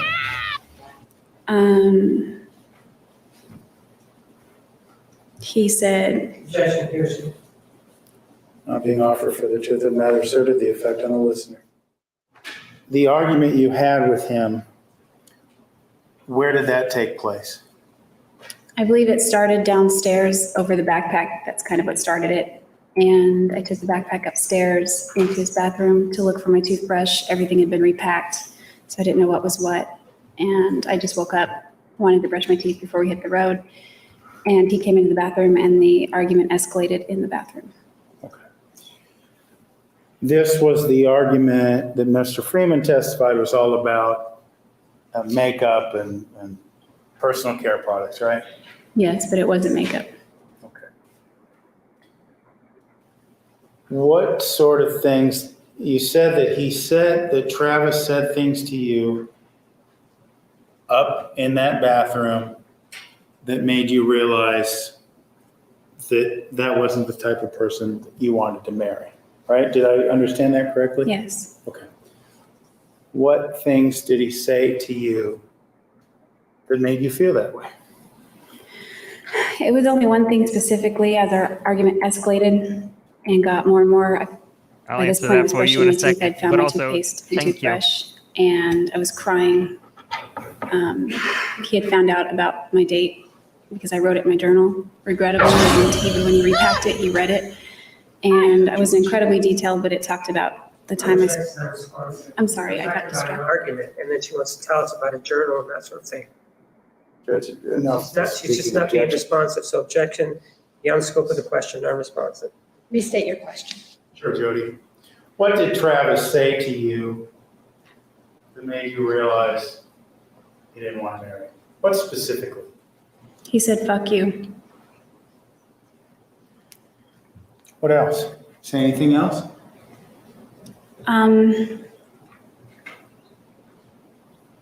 Well, he said a lot of things about John. He was calling him John Dickhead instead of John Dixon. That was his nickname for him I mean, it's kind of clever. for the last Not year. nice, but clever. And after he said F you, he turned on his heels and left the bathroom.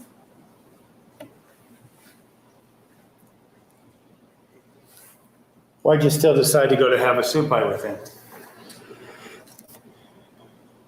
Well, there was a lot of crying and that kind of thing. Dan came in the bathroom. I didn't realize he was in there. I was blowing my nose and crying and was embarrassed to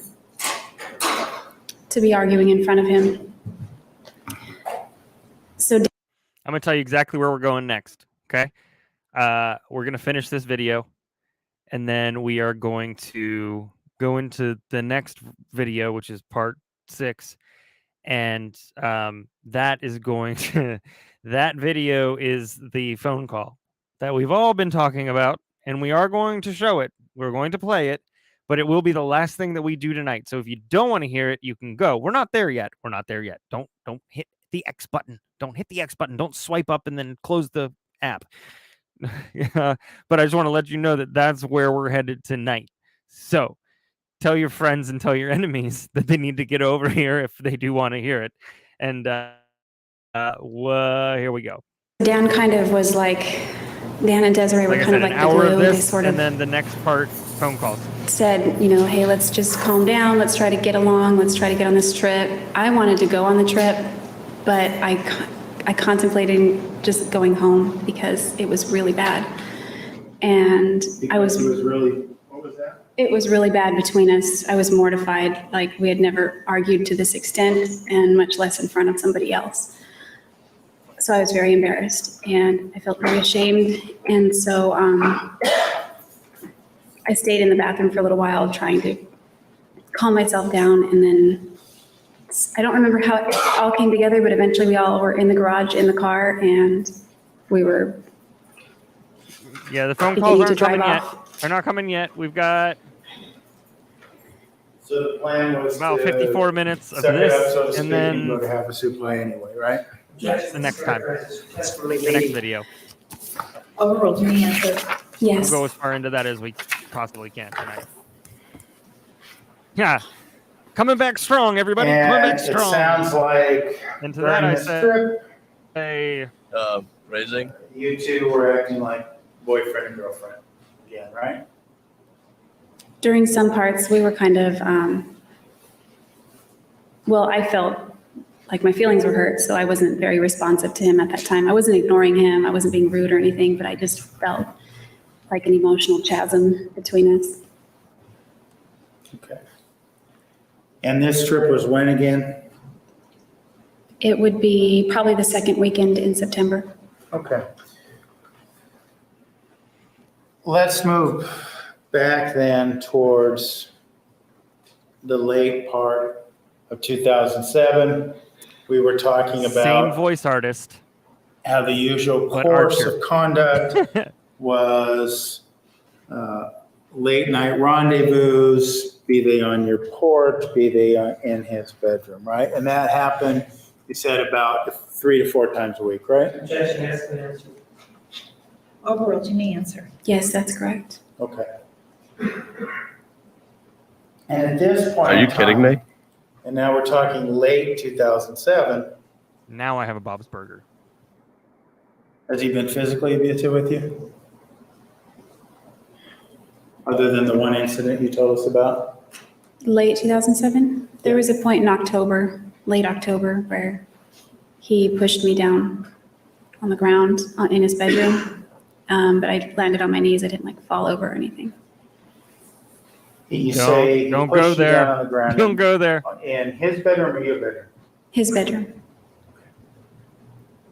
Not that there'd be any excuse for it, but what did you understand his motivation to be? Objection, argument, Mr. Ferrazzi. Not that there would be any excuse for it. Sustained. What was his reason for pushing you over? We were arguing. Objection, he's going to tell us what he said. No. Overruled. We were arguing, and I got up to leave, and he wasn't done making his point, and he wanted to stay, and he wanted me to stay so I guess he could finish yelling at me.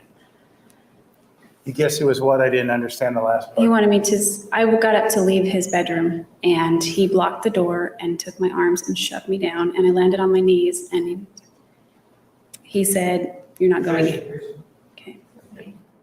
Not being offered for the truth of the matter asserted and excited utterance. Approach. Overruled.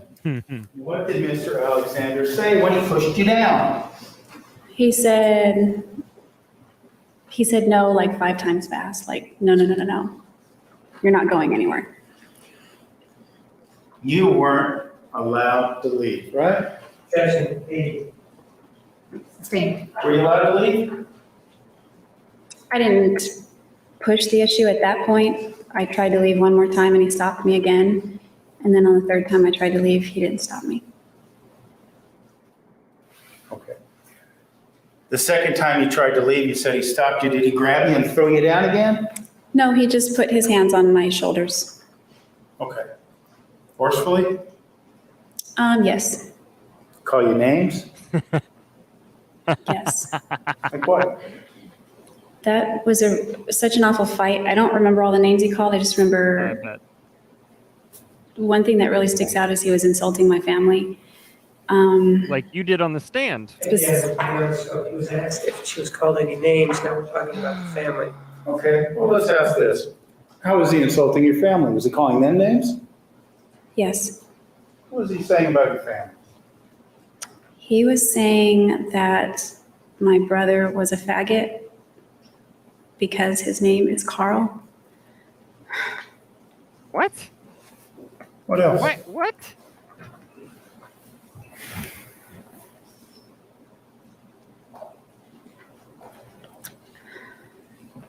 I told him that he was named after my grandfather, and he said, "Your grandfather must be a faggot too, then." That's just something I remember specifically that bothered me. It's not that, I mean, I wouldn't care if they're gay, but that's Travis's way of issuing a deep insult to him. That's insulting. Is that her brother? Did he say anything about your other family members? Not Did you in, recall? not in that specific argument. Okay. Now, this specific argument where he grabs you, throws you down, restrains you a second time when you get to leave, what was the What was the thing that was so important that Travis wanted to do? Insult your family, or was there something else? He just kept ranting and raving and yelling. You don't remember about what? Honestly, my brain sort of went on freeze, and I don't remember a lot of what he was saying. He was just yelling. Are you kidding me? Okay. Be quiet.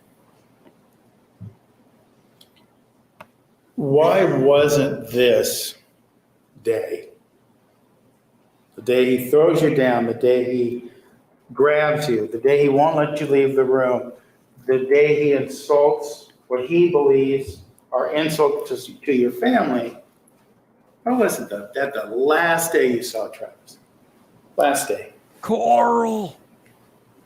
Well, it was going to be because when I was leaving the stairs, or going downstairs, he followed me all the way out to my car, just saying one mean thing after another, and then his tone changed to something very friendly, but it was like artificial friendly, and he said, I have a great idea. And he said, how about you move to Antarctica and never call me again? And I said, minus Antarctica, sure. And Her father was sick a lot of the time. I was getting into the car. I don't know and why her brother after my showed leg up. got into the car, he slammed the door No hard, idea. and I started to drive away. So I thought we were So he showed up when he not going could, her to dad. talk at that point. It was a very low point for me. Throughout the fall, I had been feeling suicidal, so I thought that was kind of the point where I decided I wanted to go through with that. So I called my friend Matt because he had guns, and I was gonna ask him if I could borrow one because I wanted to kill myself. And he could tell I don't know, he Wait called for a it. suicide hotline. Wait and for it. Had me call them, and he called my dad and my parents. And as I was on the phone with Matt, Travis began calling again as I was driving back home. And I wanted to answer because Travis always apologized after he had been very mean, and I thought maybe this is his apology. But sometimes took a while to calm down, so it could just be more of the same of his anger. So I hung up anyway with Matt, and I answered the phone, and Travis was very sweet and very calm, and he was telling me to come back, and that he was too harsh on me, and he felt bad, and I needed to help him make his bed. I had been there doing laundry and cleaning the house when that fight started, so I hadn't The finished sister making the on bed, the and all the left sheets is were not out of the buying dryer. this at all. So he wanted you to get back to your duties as a maid, right? Special meeting, just said that. Is that right? The implication was more, come help me make my bed so we can make up. Make up meaning have sex? Yes. Did he request this French maid outfit again? No. So he makes this call, you begin to feel better. You go back over to his house? Yes, I'm telling him no, but at the same time, I'm turning around in the turnabout that's in my neighborhood. What's that? I'm saying no at the same time that I'm actually doing it anyway. I'm going through the turnabout on the way to my house, but instead I go all the way through it and turn around. Why'd you turn around, Jodi? He was being the nice person that I was, I guess, craving. Like, I had felt like a writhing ant under a magnifying glass for the last 3 hours. It was a long fight, and now he had relented, and he was being nice, and he was implying that his feelings would be hurt if I didn't come over. He was saying it very sweet, almost baby talk, but not quite. And so I came back to his house. Did you have a sexual interaction with him after you came back to his house to make up? Yes, we made the bed, and then, yes. And then yes, what? We had anal sex that night, but it was kind of loving. I mean, he said, I love you, and he whispered those things in my ear while he was doing that, and yeah.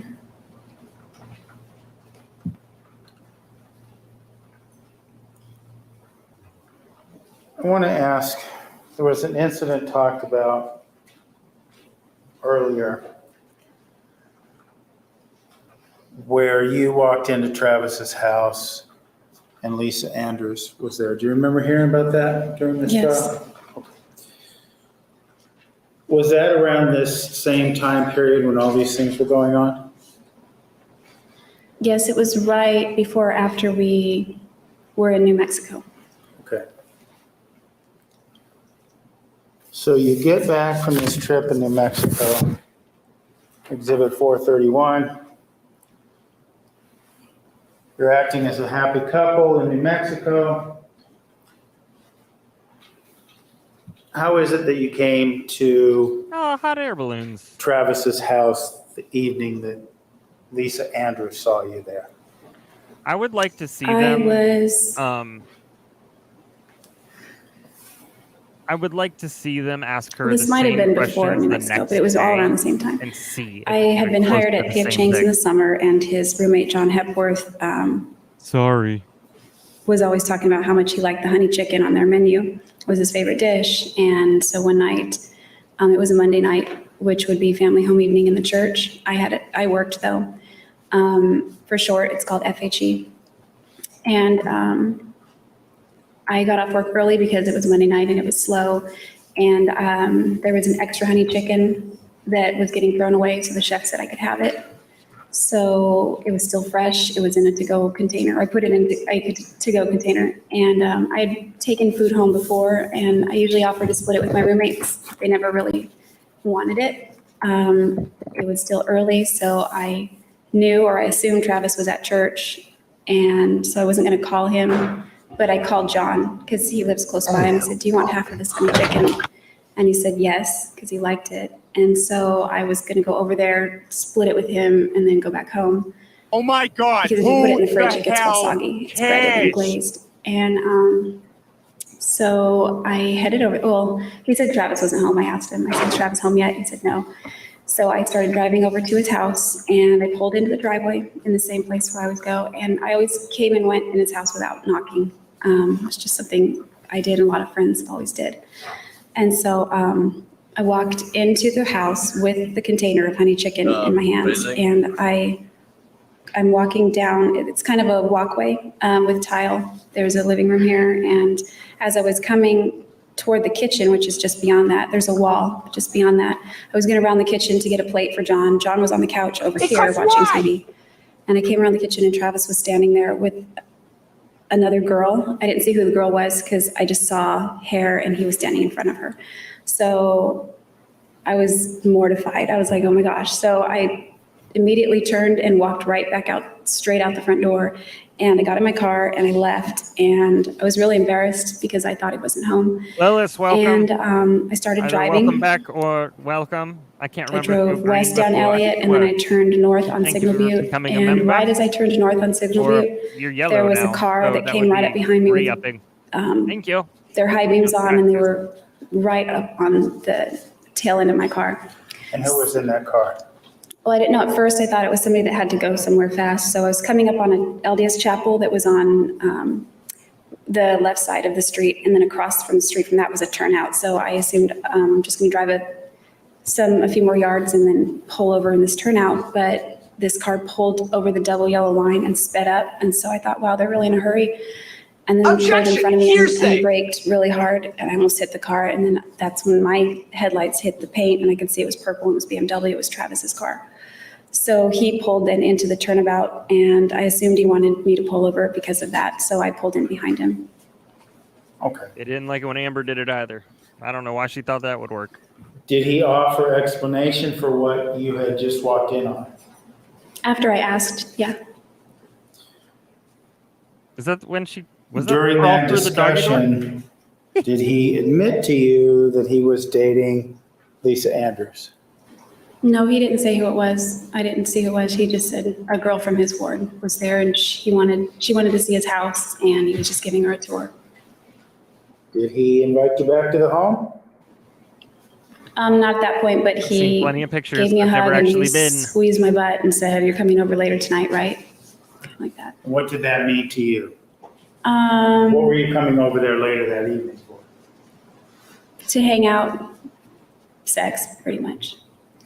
after he was done with this date with Lisa Anders, you were to come over to have sex with him. Is that what we're saying here? Yeah.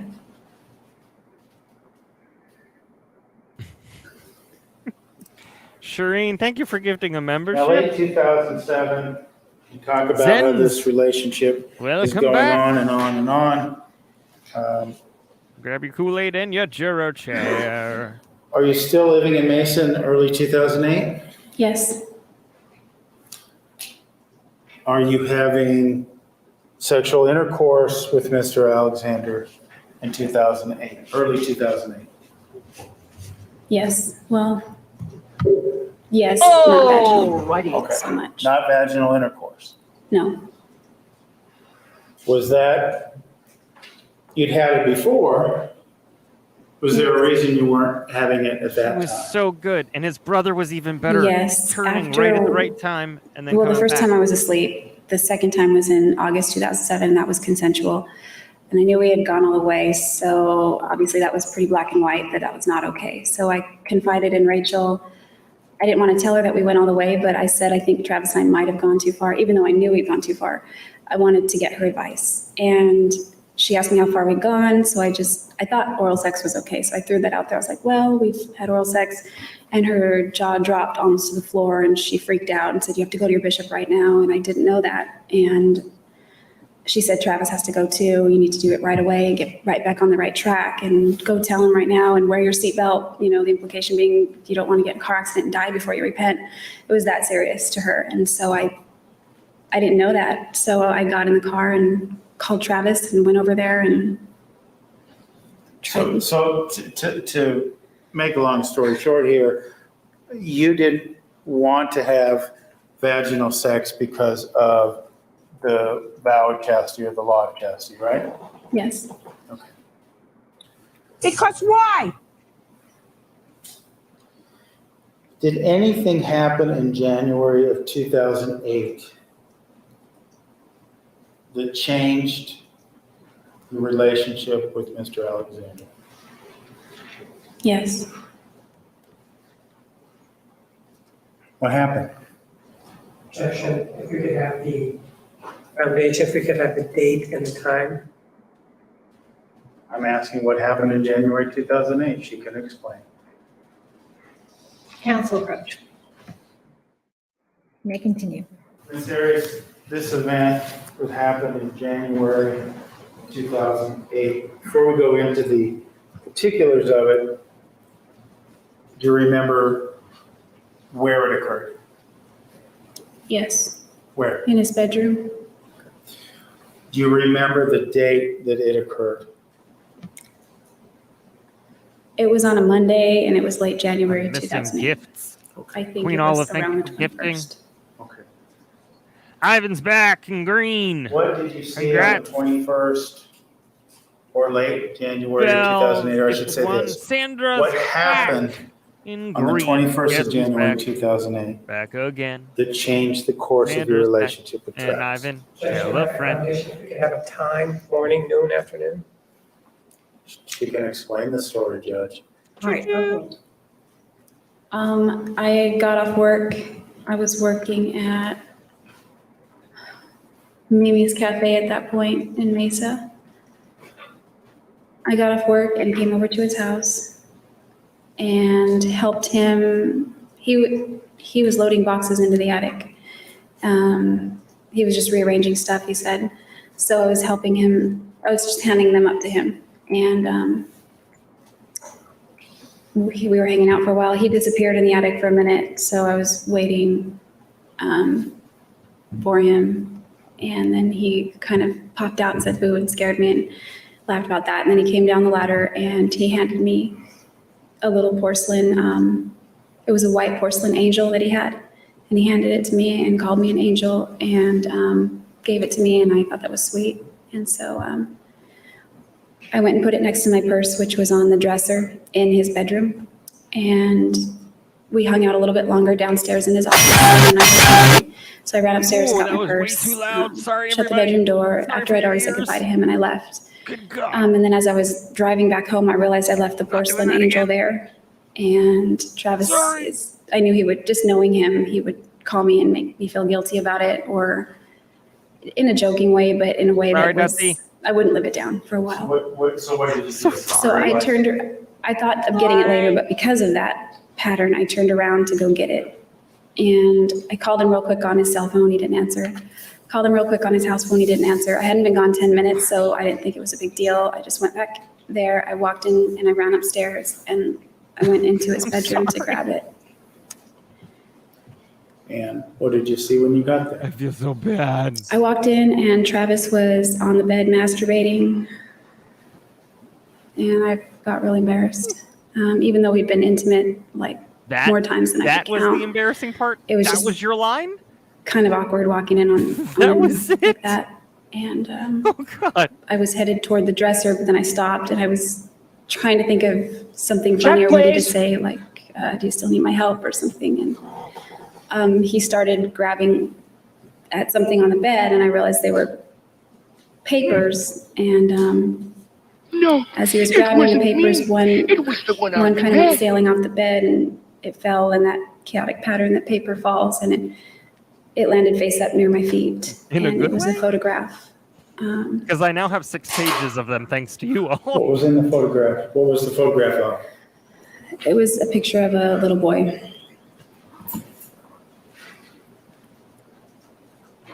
Could you guess how old first the little boy was? Oh, 5-ish, 5, 6. I'm not a good judge of age. Did you recognize the little boy? No, Was the little boy dressed? he was dressed in underwear, like briefs.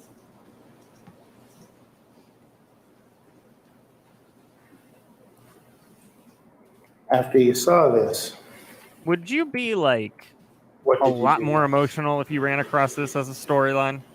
Like, I was truly. frozen there for a minute. Well, maybe not a whole minute, but I didn't know how to react. It kind of seemed like one of those dreams where something is really off, but you just can't figure it out. And so I left the angel there on the dresser and I turned cold and he called my name and I just ran. I didn't stay and I got in my car and started driving home again.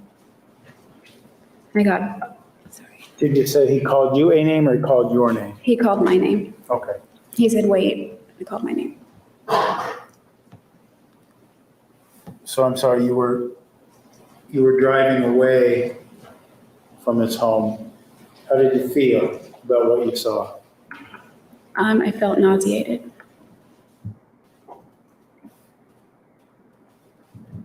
I drove all the way home and I was trying to drive fast enough to get to, I was trying not to pull over to throw up. I got home and I was hitting the garage door opener about half a block away so that it would be open. And I pulled right into the garage and ran inside and threw up in the bathroom.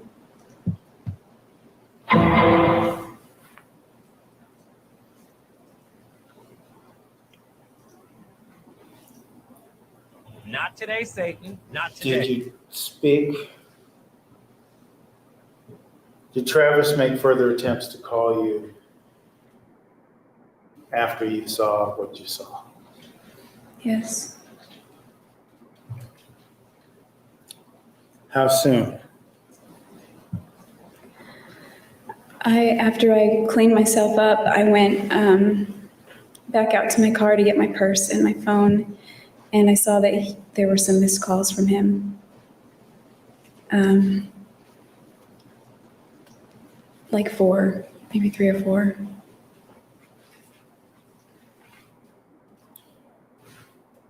Was this, why wasn't this moment in time, why wasn't this the end of your relationship with him? Well, I wasn't even thinking anything along those lines at that time. I was confused and I was crying and I didn't really know what to make of all that. So I went for a drive. Before, when I didn't answer the phone, and when he called repeatedly, he would come over to the house because I didn't live far. And I didn't want to be at the house when he came over. I wasn't sure how to talk to him or what to say. So I left and I drove around for a while in Mesa, and then I ended up at the Temple Visitor Center, and I hung out in there for a little while. And I just was collecting my thoughts and not really meditating, but just trying to figure out what to do next and how to handle that. Did you get, or did you come to a decision as far as what to do next? Well, I wanted to, I couldn't imagine like never talking to him again. Why not? That would just be, if we never spoke again after that point, I would feel unsettled, and I don't know. I wanted to let him explain at least. I went out and checked my phone again. My phone was turned off in the visitor Like 3 center. months, I think. So I went out and checked my voicemail, Officially. and there Facebook was that officially. frantic voicemail from him finally, and there were more missed calls. And he said, just come over and talk to me, and that kind of thing. And so there was something. Well, again, Jodi, let me address the question. And perhaps it's difficult, but why would it be, from what you told us, you saw him masturbating to the image of a child. Why would it have been a problem for you? Why could you imagine not having any more contact with him after that point in time? Yeah, Jodi. When I was thinking in the temple, I've heard in the past that usually people who have problems like that were hurt when they were children. And I kept thinking, what if he was hurt when he was a kid? And it made me angry to think of him as a kid and somebody violating him, and just really made me mad. And so I tried to mitigate it in my head in that way. And I wanted to talk to him and find out what was wrong with, what was going on with him. So, Did you return his phone calls, or what happened next? I called him back finally after a while, and we agreed to meet up. Nope. We were going to swap cars for a family home evening, and You can't do that. um, Because why? You were going to swap cars for family home evening. Check, please. So what you told us? yes, So he could have your car, or you could have his? both. At the time I was driving his car, but he didn't want to drive my car to church with people. He wanted to take his own car. Okay. So he was the one going to family home evening, right? Yes, Okay. Same day he got caught masturbating to images of children, he was going to family home evening, right? yes, Okay. So you return to his home and you're going to trade cars. Did you just get your car and get out of there? we never hooked up before family home meeting. I had a migraine and I needed to just sleep, and That was an odd thing to admit. I don't know, I woke up later in the evening and I went over to Sorry, his house later man. that night. Sorry. Okay. You go to his house later that night. Do you talk with him? Yes,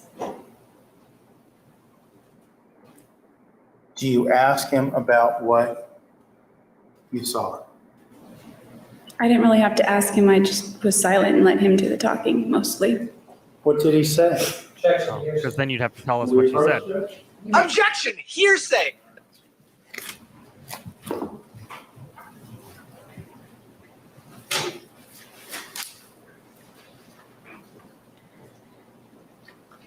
Check, please. Conversation you were having or had with Mr. Alexander You can't handle the truth. after you viewed his masturbating to an image of a young child. What was the subject matter of the conversation? Kirk doesn't like doing this. Mostly about, I don't he think. was explaining Well, that's no, I to know. me. Without telling us what he said, what was he explaining to you? Objection, hearsay. That's what she's explaining. and she's telling us what he said. She can talk about what the subject matter was and the effect, which is what we discussed. Maybe, Thanks. maybe, or they're just doing it because they think they're supposed to, After that conversation, or she's manipulated them, just like did you come everybody away else. with the understanding that Mr. Alexander had a sexual interest in children? Yes, Did you come away with the understanding that I understand, but he has to it provide her was that boys defense. and girls, or was it just There's one or just the so other? many other routes this could have went The afterwards. substance, they're just prefacing it by he saying has that your said- understanding. He abhors the fact that Phrase. they went this route. Did you believe him to have an interest in young boys? Objection, hearsay. Overruled. Objection! Did you Hearsay! believe him to have an interest in young girls? I already knew he was interested in young girls, but they were like sexually mature girls, but minors. Okay. We'll talk about that in a minute, but I want to finish this conversation.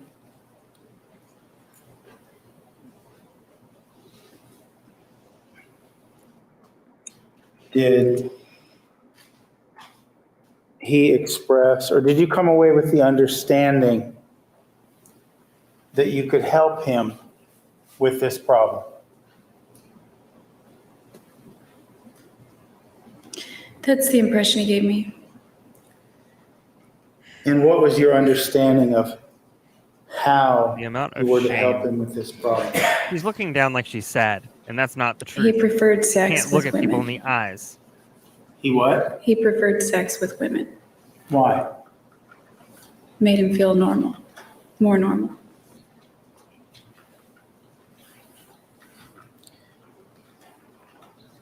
In this conversation, was there any discussion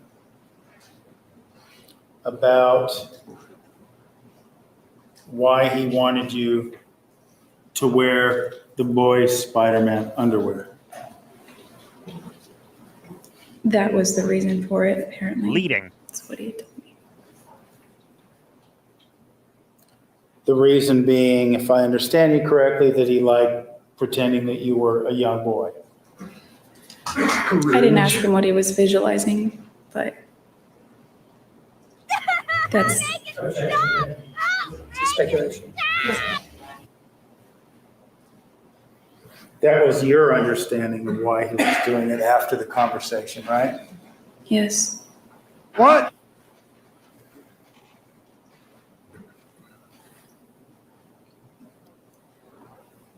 Was this the last time you ever spoke with Travis Alexander? No,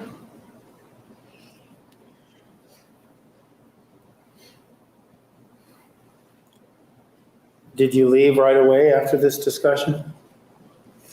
no,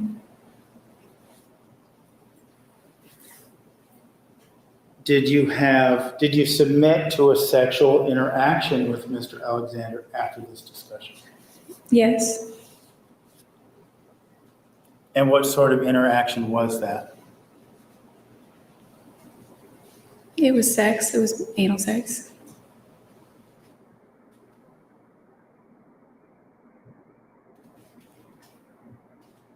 Why, Jodi, were you willing to submit yourself to sexual interaction with Mr. Alexander, having seen and having heard everything you saw and heard that day?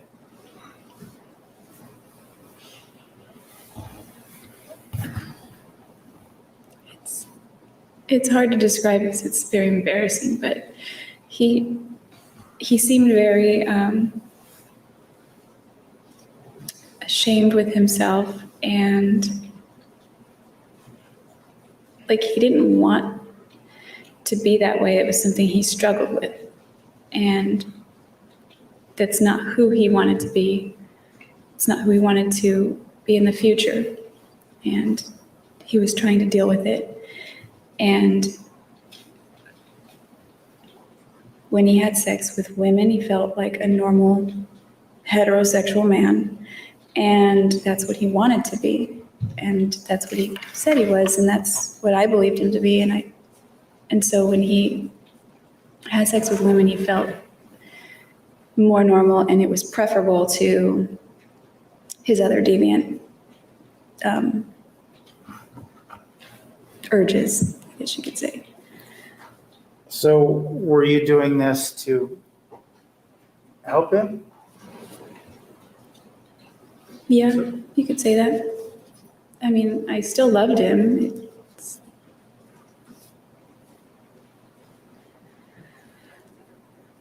Did you ever do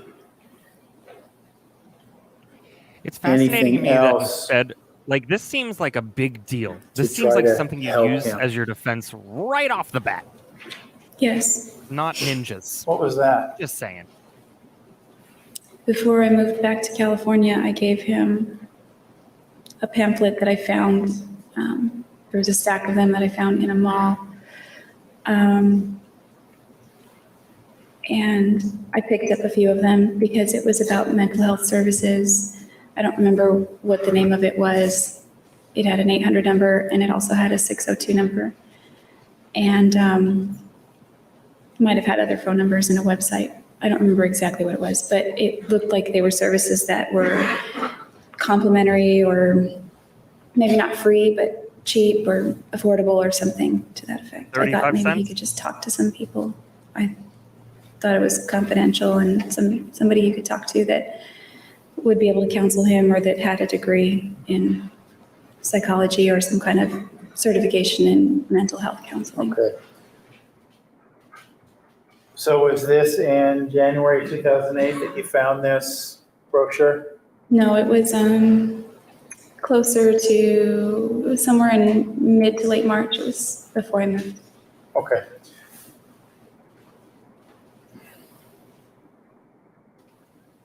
How did he react when you gave I'm sure they had a him conversation about this. this Like, this is brochure? going to happen. pamphlet? So get ready.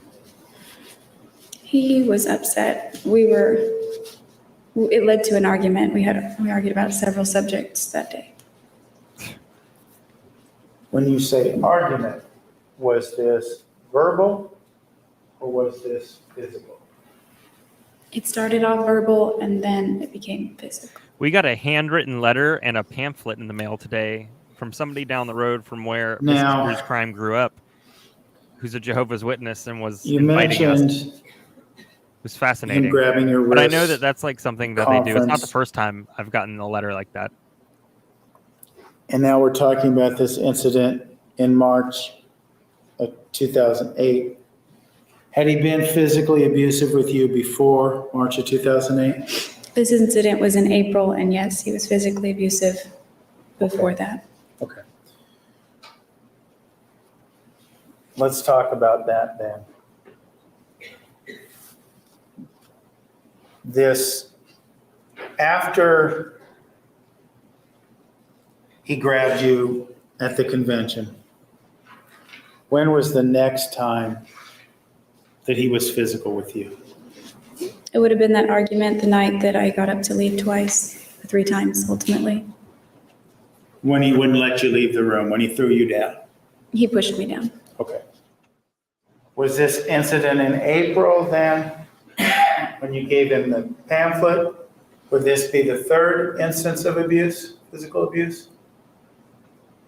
The pamphlet came later. The third incident came the day after I walked in on him. Okay.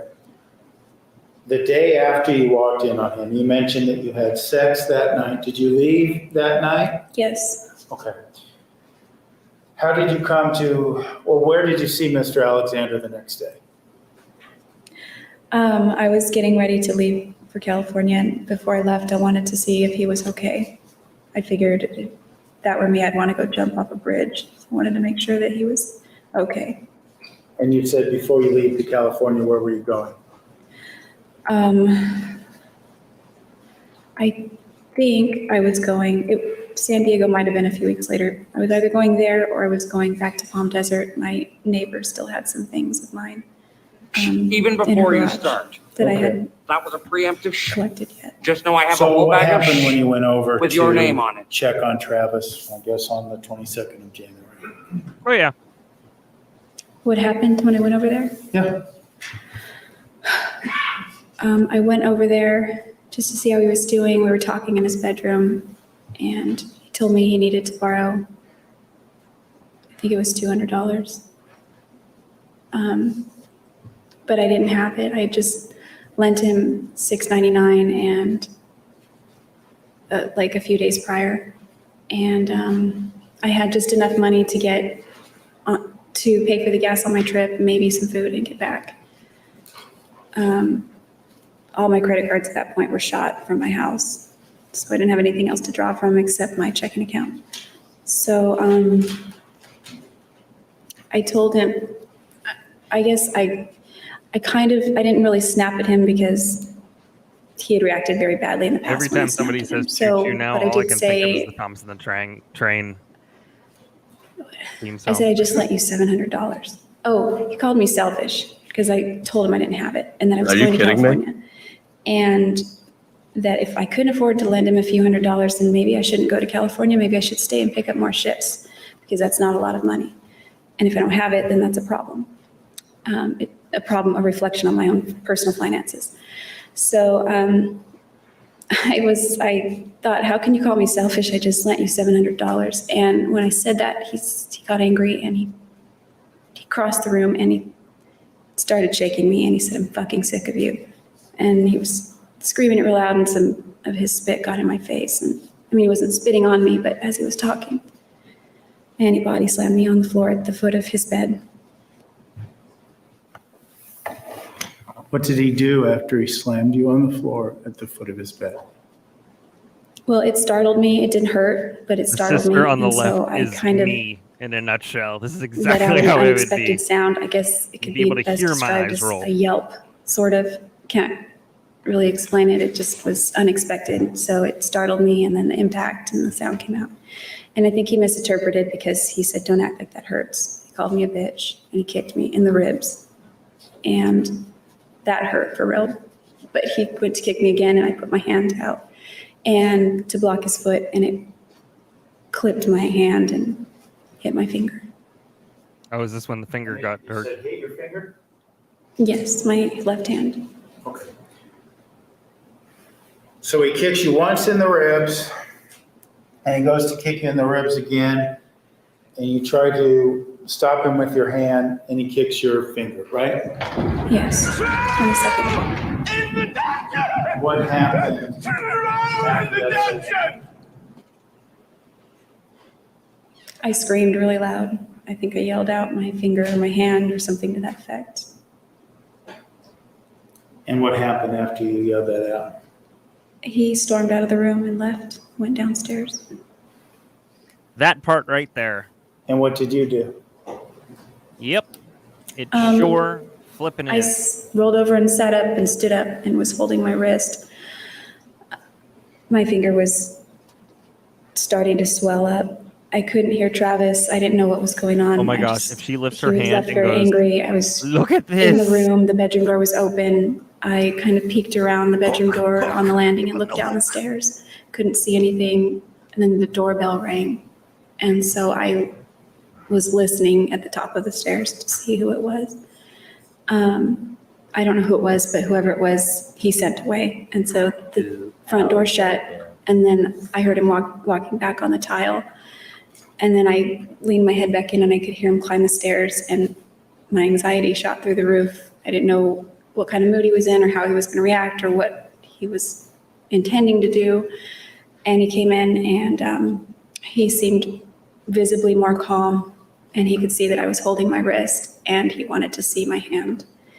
Not today, Satan. Not today. Was he yelling at you? Was he assaultive with you after he came back to the room? No, What was his demeanor like? he was calmer, but when he first asked to see Not my gonna lie, hand, I I just kind of looked pulled up back a little assaultive. just as a reaction. And then he said, let me see it, but he said it kind of in a snappy, stern way. So I didn't Oh want to boy. Here we provoke go. him anymore, so I just let him look at my hand. And you say your hand, was there a particular part of your hand that was injured? Yes, the ring finger on my left hand. The which finger? The ring finger. This one, Okay. right here. Did you seek medical attention for this injury? No, I didn't. Why not? I didn't have medical insurance for one. Two, I was worried that like maybe the police would get involved if I went down there, or if I mean, I guess I could have made up You're a good at story, making but up stories. Travis made a splint for my finger at his house, and I just stayed with that. It was swell. We put ice on it, and he had like two little or Indy, three little Cindy, popsicle congrats. sticks that he Come broke on. so that they were the length of my finger, and he tied Thanks for it onto my sending the finger. love. I think it also has to be, as you talked about, why you didn't get medical attention. Why didn't you call the police? I would have never called the police on Travis. Why not? I That was evident. couldn't imagine doing something like that. Why not? It would have felt like treachery. I wouldn't have betrayed him. Like I was loyal to him. Oh, my God. You just mentioned the word loyalty. Given all that you went through, what did you have to be loyal to?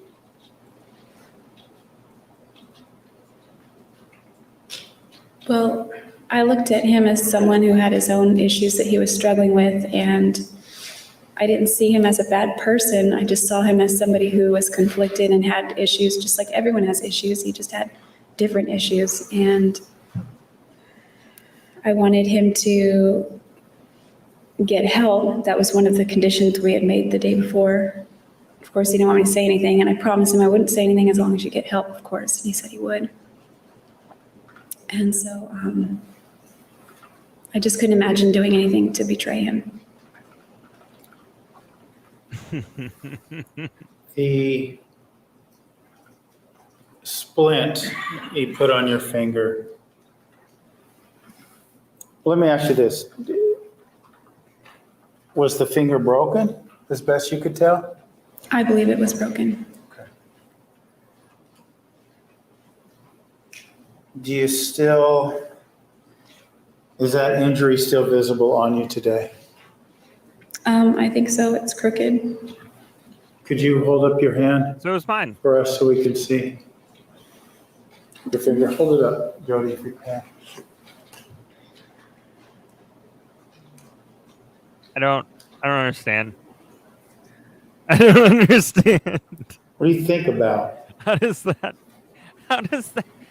when you Are see we, that injury? are we not on going to your- offer anything like Objection, relevance. like How do like you if- feel when you see that injury on your hand? Objection, relevance. Goes to state of mind and battered women syndrome, Judge. Right. Jodi, hold that finger up for us again. Yeah, do it again. Do it again. The fact that she can do that though is really impressive. I don't know if I can just bend my ring finger at that one knuckle. I don't know. When you You'd see think that- that they would want a Does that doctor to remind look you at of- it now, X-ray it now, so you could It see reminds me what of the damage was incident. done. I try not to think about it, Wouldn't you? I don't know. Try not to think about who. about the incident, Why not? because it's Okay. unpleasant. That makes sense. I'm sitting here Scared trying to when you do think it, about that day? and I can't just do the ring finger on that one knuckle. I don't go too far in my mind with it because it's not very pleasant. It's It's a probably very the fact that negative I've been cracking my experience, knuckles and forever. I wish I'd handled it differently. What do you mean by that? Wish you handled it differently.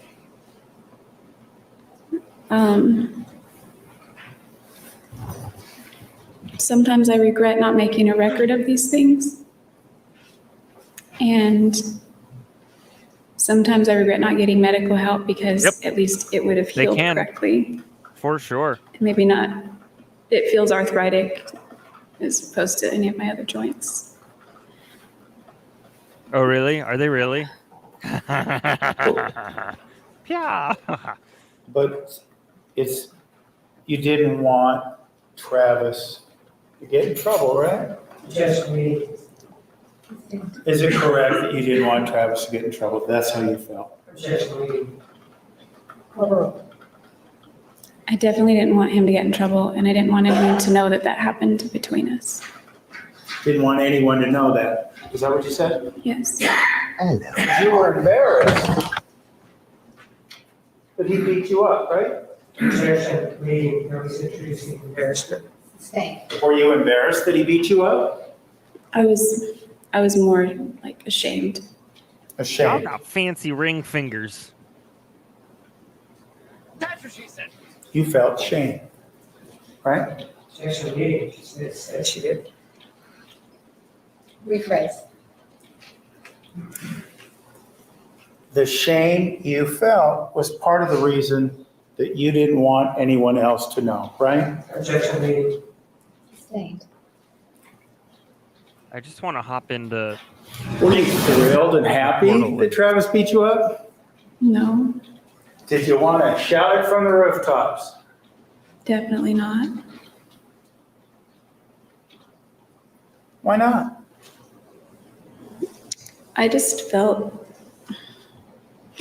I guess embarrassment is an accurate word, but I just felt it was stronger than embarrassment. I felt very ashamed, and I didn't want people to know that we had this kind of drama in our relationship, this level of problems. And I also felt like I used to judge women that would get into situations like that.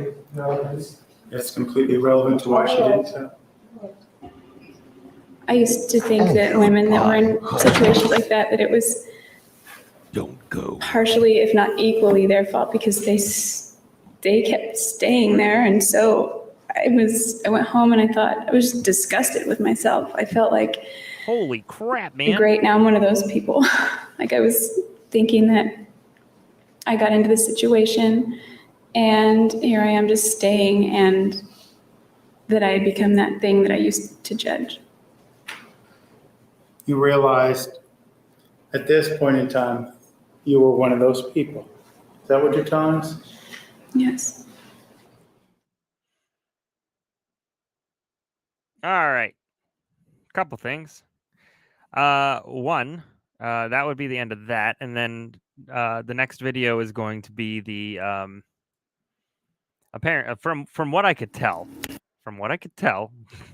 it was the tapes. So we'll see. But before we go, I wanted to show you guys this kind of preview for Sunday. So give it a watch.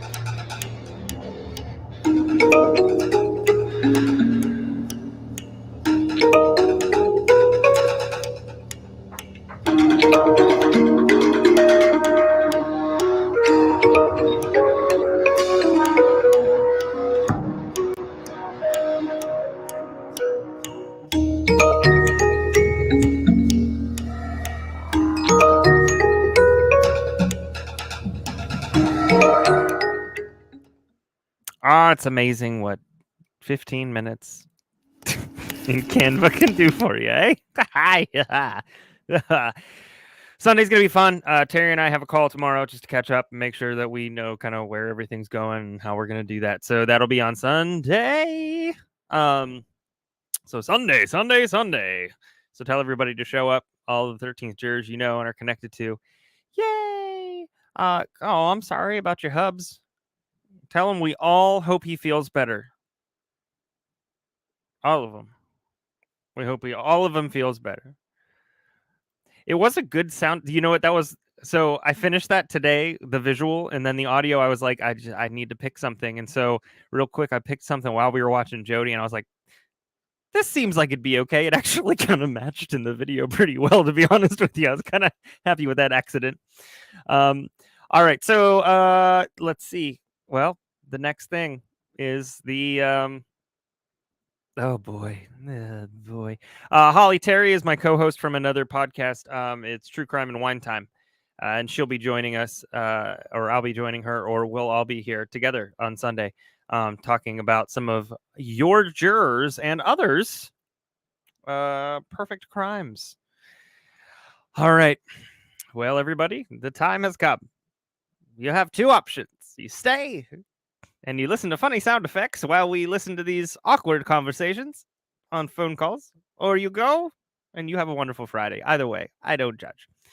So, yay! Let's do this. I want to address the gallery. Oh, yeah, you better. The parties have agreed to the admission of Exhibit 428. It is an audio recording. That audio recording will be played for the jury this afternoon. It does contain some very sensitive, sexually explicit matters. It is important that those of you in the gallery have no reaction whatsoever to anything that is played for this jury. Wait for it. Wait for it. The materials on this particular audio recording are such that you would prefer not to be present, I'm going to ask that you leave the courtroom now. The prosecutor has advised me that he has met with the family of the victim, that the family of the victim has had an opportunity to listen to the audio recording. God, they'd have to listen It to is their twice. desire that the audio recording be played in open court, and they wish to be present. If any member of the family of the victim has a different position, please raise your hand now and let me know. I see no hands. Ms. Arias, please come forward and take the stand. Because you need to be up Please here be as we seated. hit The play. record will show the presence of the jury, the defendant, and all counsel. Oh, she Ms. got the Arias, green you are on still today. under oath. Do you understand? Yes. Mr. Hold Nami, on. you may continue with your examination. About 8. In conjunction with that, before we begin questioning Ms. Arias, in pursuant to the stipulations previously made, we are asking to publish what's been marked as, what's been entered, excuse me, as Exhibit 428. Okay, what did you say? I'm sorry. So why don't we just talk for a little bit about happy things and get normalized for a moment, and we'll see where it takes us. We'll see where it takes it. I like that. I like to get happy and get normalized part. Keep the shoes off, young, get happy. Yeah. Yeah. It's going to be June. Bells, thank you. Congrats on 2 months. Through the Thank beginning you of for June. saying that, through but the also beginning sorry of for July, your it's loss going to because get your 2-month busy time anniversary. in Mr. Alexander's life. This is going Yeah, on. me too. And then the end of July, too. Mm-hmm. Let's see, for me, I might make a trip at the end of the month to Utah. But I don't know, I'm in Daniel Summit, so it's like, I don't know if I'll do that. I'd want How did you go to Utah? just to visit and see the sights and see my friends and all that. Why would you go, and if you're going to Daniel Summit? Well, that's what I'm saying. Like, it's just right around the corner, so I may not. I just Daniel Summit. But I don't know. We'll see. Like, Daniel who? Summit, you know him well. You've met him more times than I have. You're funny. So, but yeah, June, you're going to Cancun, and you're coming here. But let's see. What are you doing? Washington, D.C. Oh yeah, that's what I'm doing. Oh my. Well, if I can afford it, I'd like to go to Washington, D.C., but I think that's out. What I'd like to do, though, is I'm going to travel around with you, And She's got a long time to feel that way and look if that I way. have the money, I'm going to go to the Team Thank you, Freedom Sandra. event, which is in June. And I've got places to stay in Palm Desert. That's Nope. easy. Megan, No money that's a there. really good question. I've never asked Here's the that problem I have with the Team Freedom event. question. It's in Palm I Springs, don't right? know. Okay, in the Sure, I summer. guess. They're really done for there in the summer. Yeah, which is like a horrible place in the summer. Yeah. Number two, their idea of social time is to get drunk. Their fun is She getting showed up with her laptop. Not everybody. The training would be awesome. I don't like those people. I respect them as business people, but that is about it.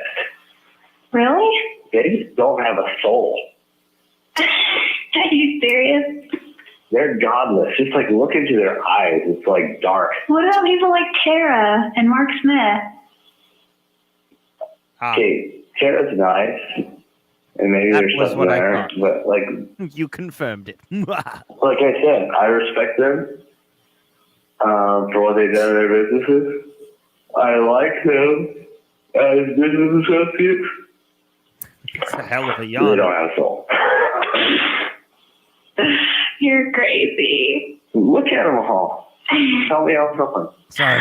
Oh, I guess I've just gotten to know a few different people a little bit differently, is all. Like the people you got to know are the worst ones.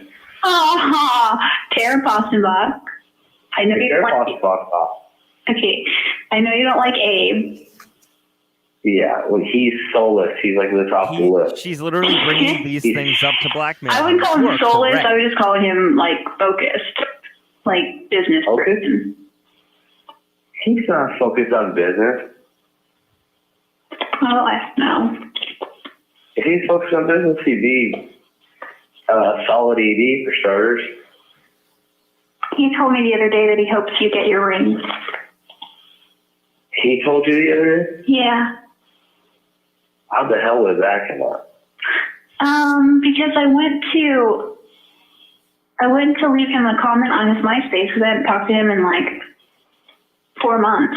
I was just gonna, he left me one out of the blue after not talking to me for 4 months saying, it said who, what, where or something. And I was gonna say the same thing back just to throw it out there kind of thing. And I went to add comment. It says you must be this user's friend in order to make comments about them. I was like, what? He's always been my MySpace friend. So I texted him. I said, hey, I said, I've got a bone to pick with you. And he wrote back, what? And I said, you're not my MySpace friend anymore. And then the phone rang. It was him. He's like, hey, listen, this is why. He's like, I deleted you from my friends because I just didn't want to be any part of your drama with you and Travis. And I was like, okay. He's like, it's nothing against you. I think you guys are both great people. I just didn't want to be associated with that. And he's like, I hope you can understand. So it has nothing to do with you. I think you're a great girl. I think Travis is an awesome businessman. In fact, I really hope he gets his ring. I think that'd be awesome because that's just more stories that I can tell. And he just said it in passing. He's like, but I hope you understand. I was like, well, okay. Go fly a kite. And then he See, that what? is dramatic. What? That's dramatic right there. I know, I thought it was too. Right? I thought it was too. He's like, I mean, I see he did bring that up though. He's like, I don't understand. You know, I see him in the bathroom and I'm a ghost to him. Like he looks right through me, or he doesn't even see me or say hi to me. And he said, and I have no problem with that. If it's got to be that way, then fine. He's like, I have nothing against him. And that's when he said, in fact, I hope he gets his ring. That's what he said. It means I intimidated him in the bathroom. He said nothing but nice things about you. Be But quiet. that he didn't want to be a part of my dramas. What? He's like, okay. He's a ghost to me because what am I supposed to say? Hey, you kissed my girlfriend? Well, let's talk about that. That was before I was your girlfriend. You're so cute. Nah. You know, what am I supposed to say? You know what I mean? What am I supposed to say?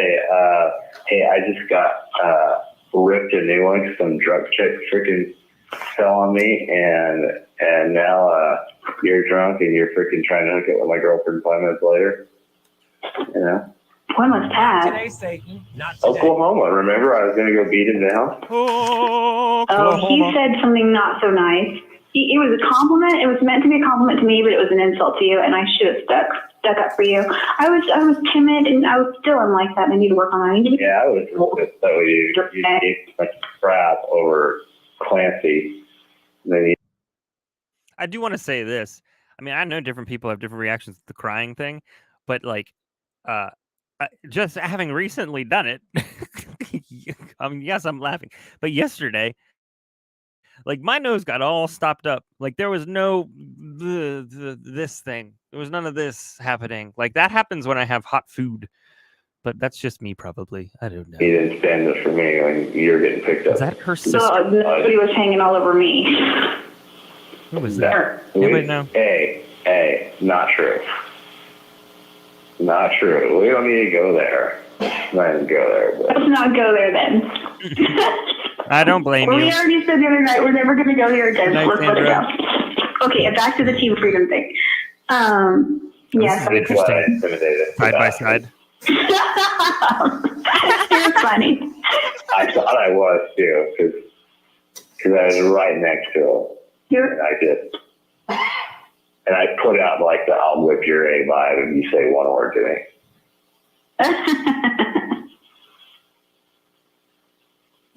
I think you grabbed my ass like right in front of him when we were walking through the casino last Vegas of 07. We walked by, you're like, and you grab my butt and you're like, there was Abe. And I was like, what? Like, I love it when you grab my butt because it feels nice. Is that not? But you only do it like when you're trying to prove a point to somebody else. That's not true, but I always do it when I'm trying to prove myself. That's true. You cannot say I don't work that booty. Oh, never mind. You do know how to work the booty.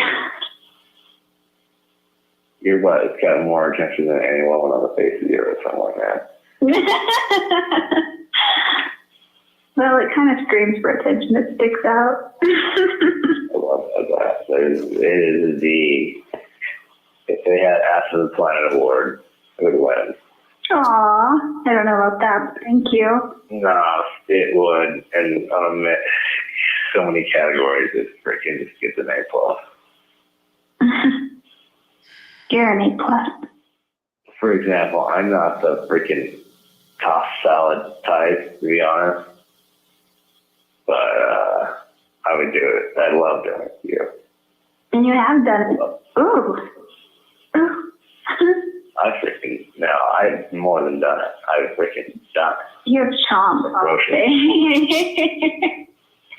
You've gone to town like it was the all-you-can-eat salad bar. Yeah, I went to town for like 45 minutes one night. Oh my gosh. That's a lot. That's another thing about you. You have the most incredible stamina that I've ever even dreamed of encountering. It's just crazy.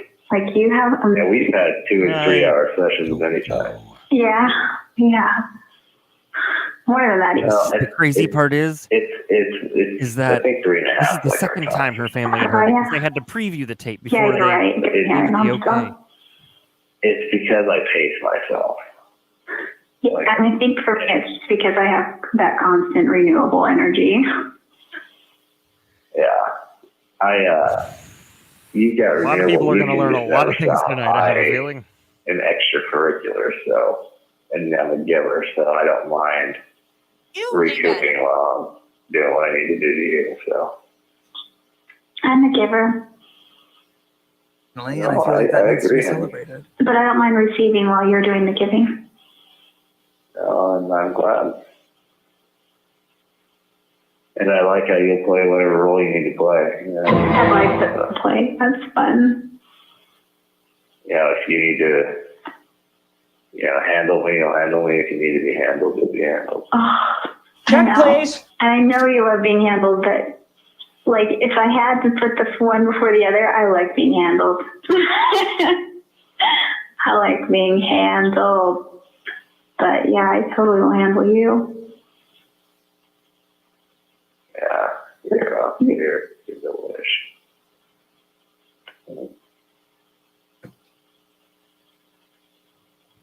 Mercy. We got to do this quicker than I thought we would. Yeah, I wonder how that happened. My.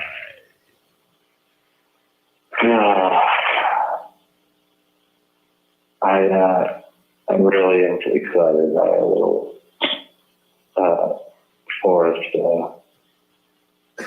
Adventure. event. Yeah. Well, is you coming up here before Cancun? Yeah, that's my plan. Yeah. What is your itinerary? Are you gonna do San Francisco, or is that gonna be another time?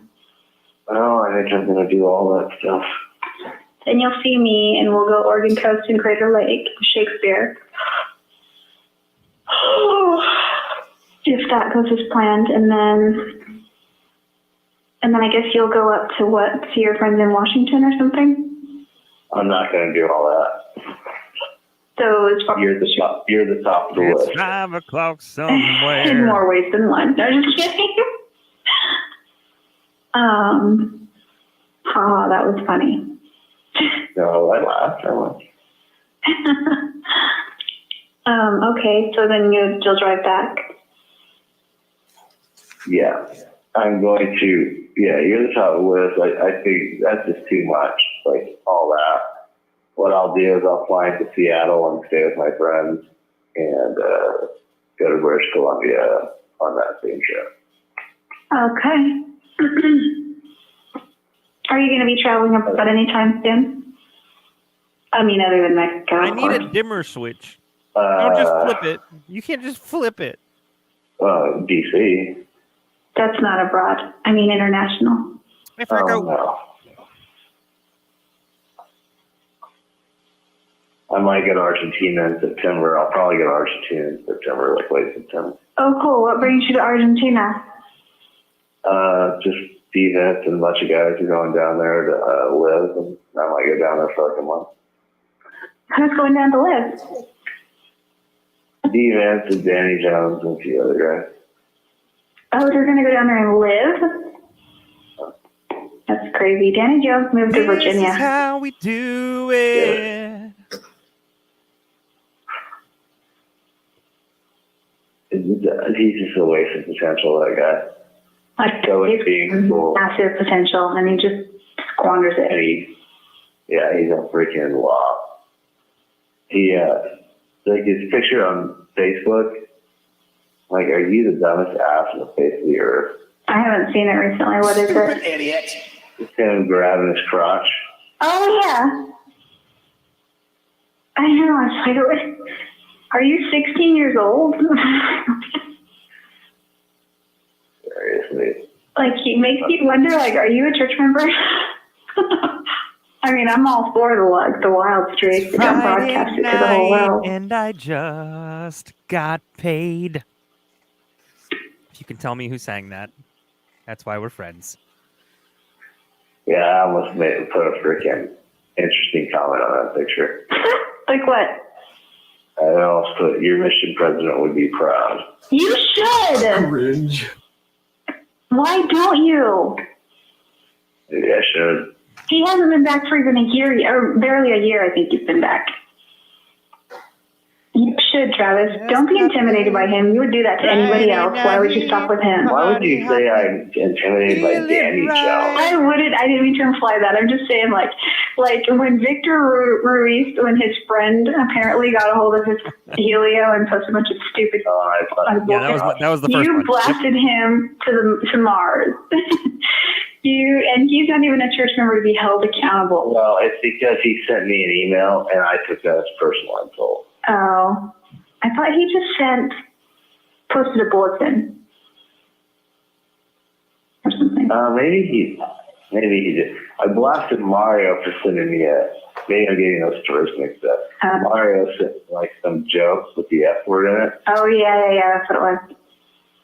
And I ripped him to shreds, and I ripped Victor to shreds. Yeah, so you can put a little mark on it. Don't do it if you don't want to. I'm not trying to pressure you, but I would prefer to probably do it by emailing him rather than posting a comment because, I don't want to humiliate him. I know, but yeah. But then on the other hand, he's already humiliated himself. I haven't.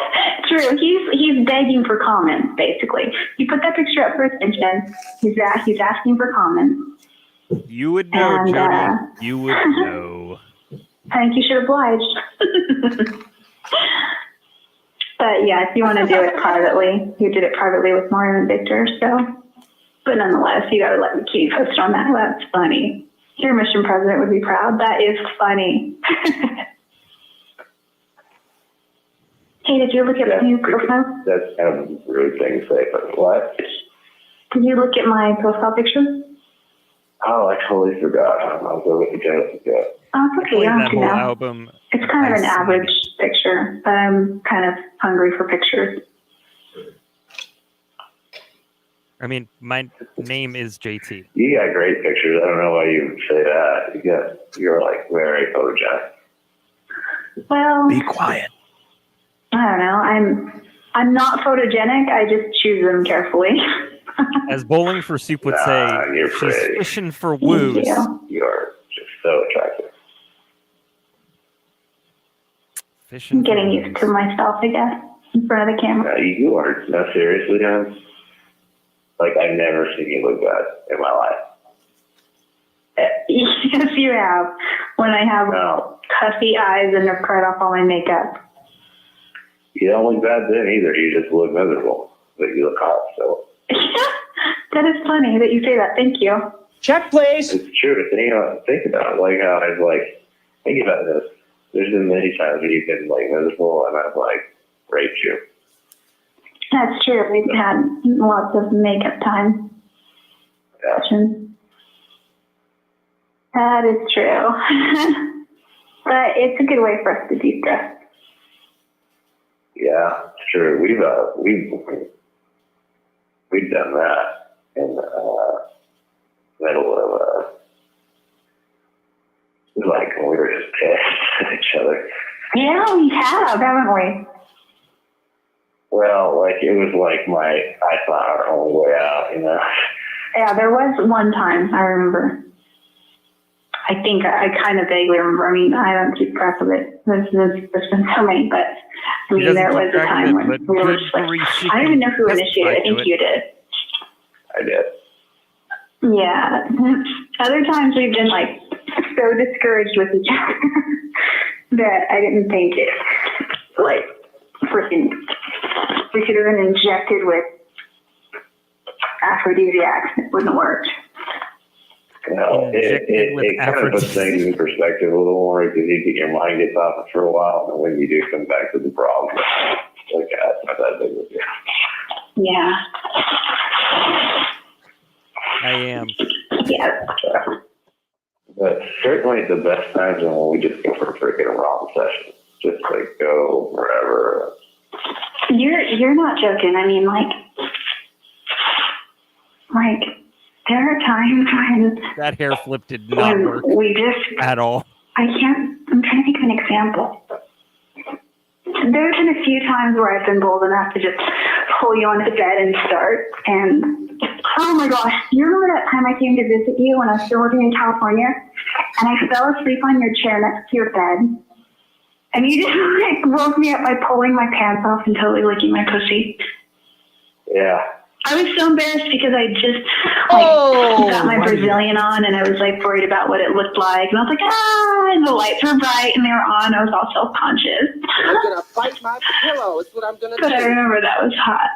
I was totally tired and I was asleep, and I would have been completely content just cuddling with you once we got into bed, but you had another agenda.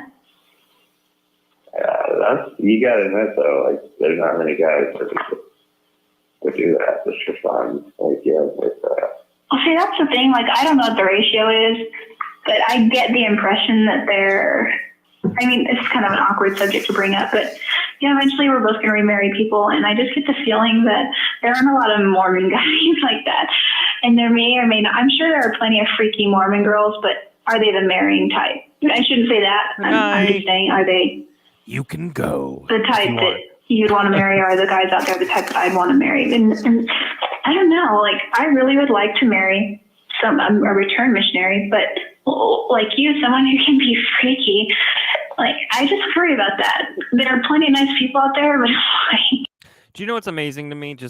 I need a break.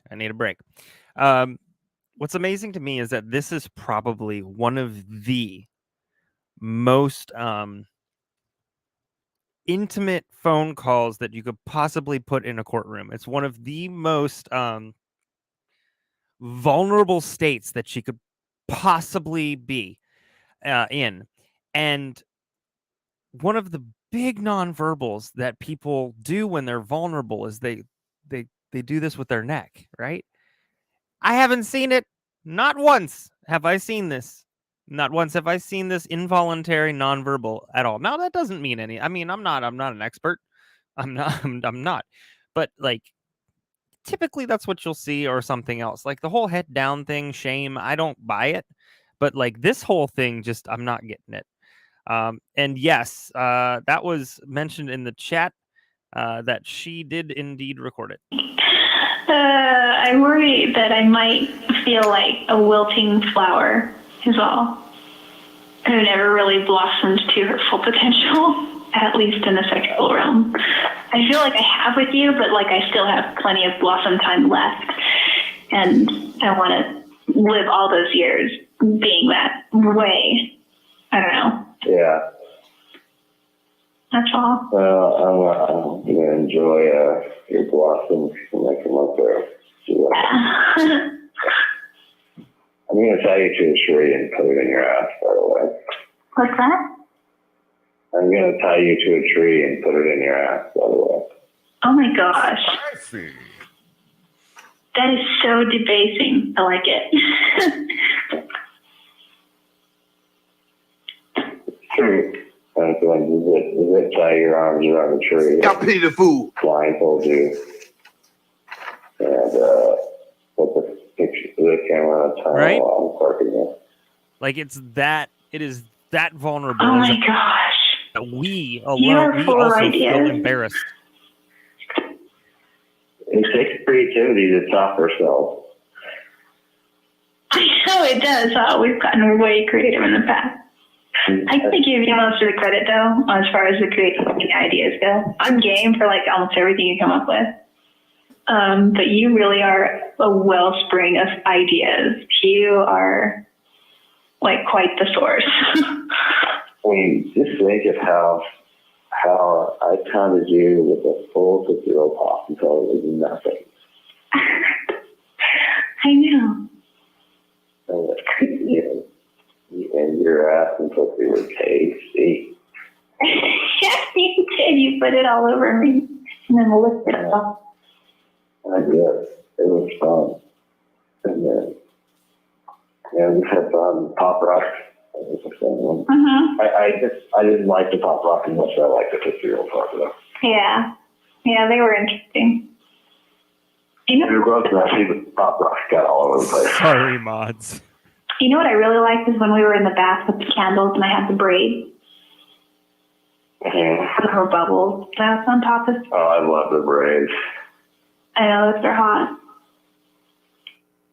Oh, it's so hot. It's so hot right now. Like, nah. I know, I like it. I don't know, there's just, it is fun. I want you to do that more.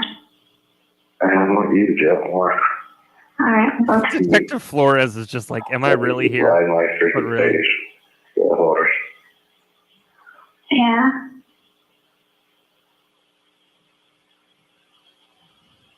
What's going on? We're gonna need mods for night court. Yeah. I'm kidding. 69.6? Yeah. How will we do that? Set timer. Oh, yeah. You're smart. No, And, you're not allowed for so many reasons. You're not allowed. Like the actual putting it in you and like your reaction You guys and can pull a Letitia. the angles and Kleenex in your ears. the whole bit. It'll at least muffle the laugh that she has. Yeah, you are right though, that in the bath. Oh, that was hot. Oh, when we took a bath together? That was surreal. Like, honestly. And I think, I mean, maybe the candlelight. There's no crying in all had something to do baseball. with it, but you were amazing. You made me feel like a goddess. Like, I wasn't saying you were like worshiping me, but you were you made me feel like I was the most freaking beautiful woman on the whole planet. Like, I so felt like I was the goddess. And so, aside from all those warm, fuzzy feelings, but like, it was so sexy and it was so hot and, oh gosh. Well, that wasn't hard to make you feel that way because you were freaking, you were hot. You are serious already? I don't want to force you right now for that. Because I'm touching yourself. I am already. I just started. I was still from my hands, giving you a hand job. Honey, so, you know, like, before I met you, I never checked up. But once I started meeting, I don't know, once a month, once every 2 weeks. Like, since you've left, I check up every day, sometimes 2-3 times a day. Are you serious? Yeah. Well, I it's swear, always just I'm gonna have to listen to like monologues from Medea after this.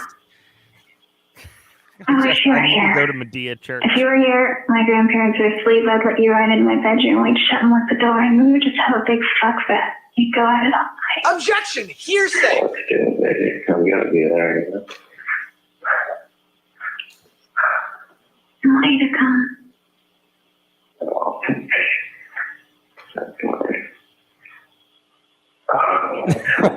I did play and that. then you come around, I say, come, when she comes. I meant come here. Like a squeaking toy. You must get out. Yeah, well, I don't come, baby. I can't wait to get pictures of Jizzle on your face. That's gonna be cool, actually. Try to get one ad like coming on your face, and then Yeah, definitely. like mid shot.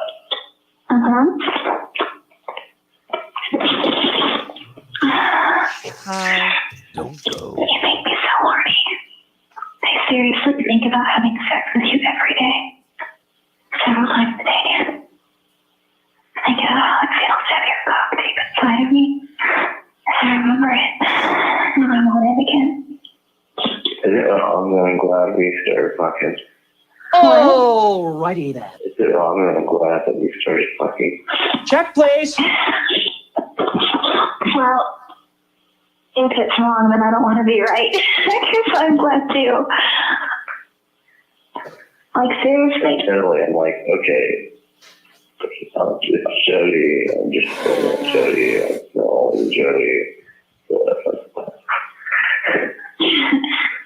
Like, I don't know. What's wrong is that I wish we were doing it before, because that was good, and once we did it, why not do it?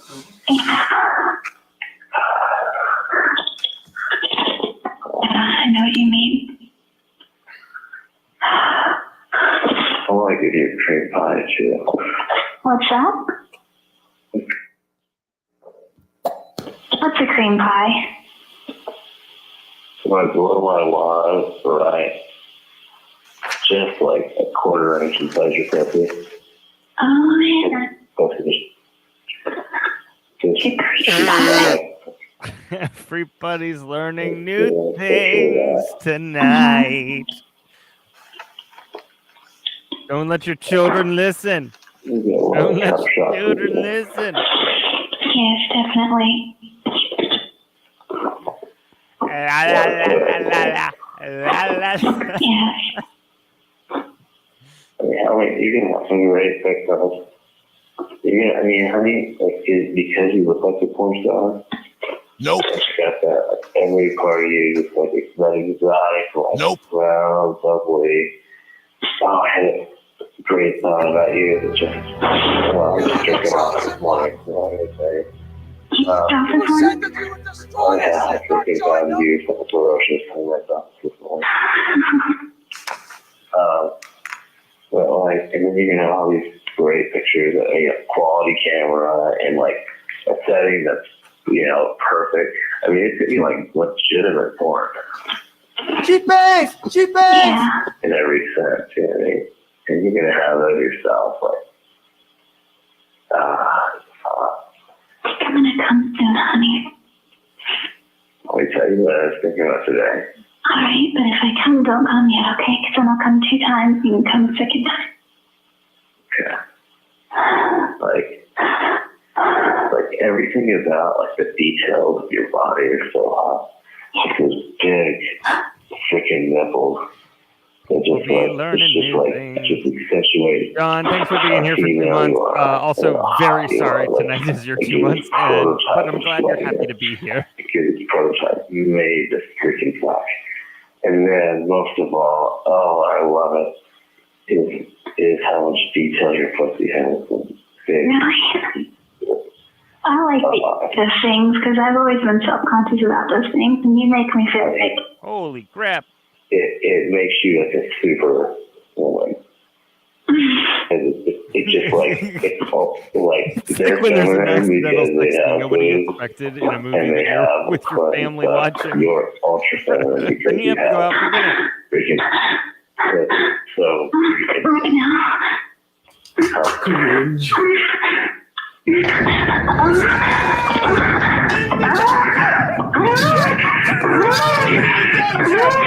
Oh my God, who the hell cares?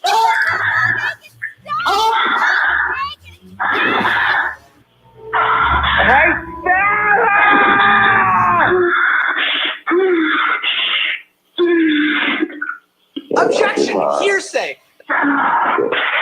Naturally.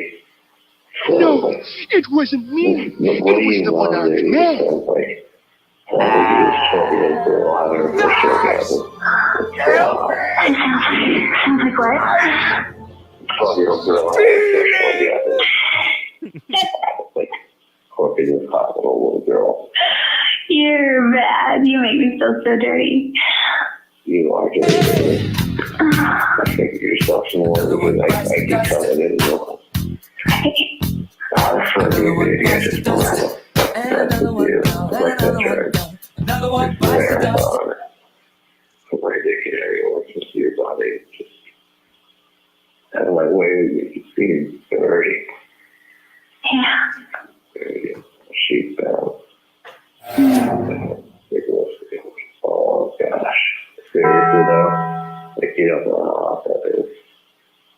That's so hot. Yeah. How hot what is? Your pussy. I like it when you suck on them. And you just like, you suck on them like they're candy, like they're lollipops. You just lick them. I think you taste, like seriously, there's like people that, obviously don't taste good. There's people that they taste fine. I've never had anyone that actually enjoyed the taste of that. But you are. Oh, yeah. I enjoy, I like the flavor. Oh, that was the cue. That was the cue. Get a new tissue. The photos have, so I just love how naturally hairless you are. Just like no hair to be found. I mean, I know you wax, but even still. All right. So that's even too much for me, the former musical theater nerd. That's a lot. I knew what they were going to be saying, but I don't know what I thought. I don't know what I thought.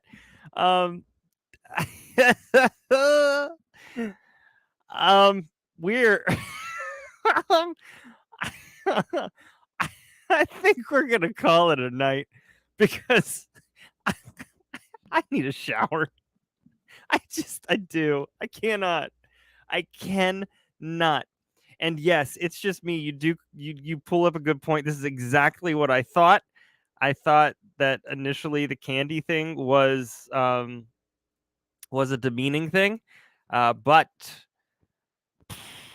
apparently not there at that point. I feel like a lot of that just undid everything that I don't know. I mean, they always can pull the whole she felt pressured to do this by him thing, which I guess is fine. But yeah. So yeah, now you know. The more you know. I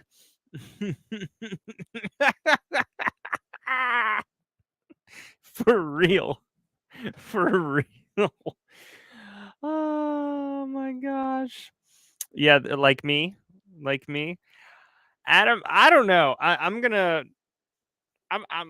debate with myself all weekend about continuing on with the call or just pushing forward past the call. That's a whole lot of too much. As you could tell, I was just like I was machine gunning the sound effects.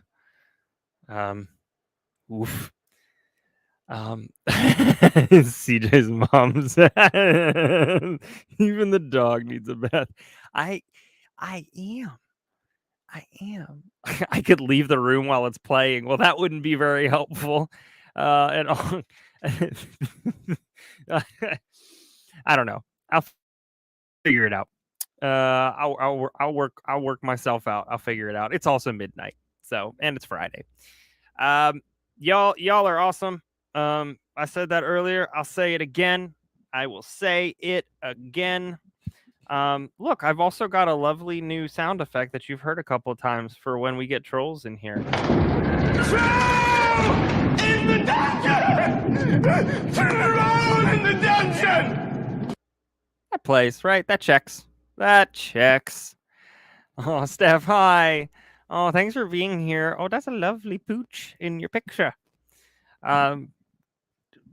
Listen, there's another 3 hours before this. You can always go back.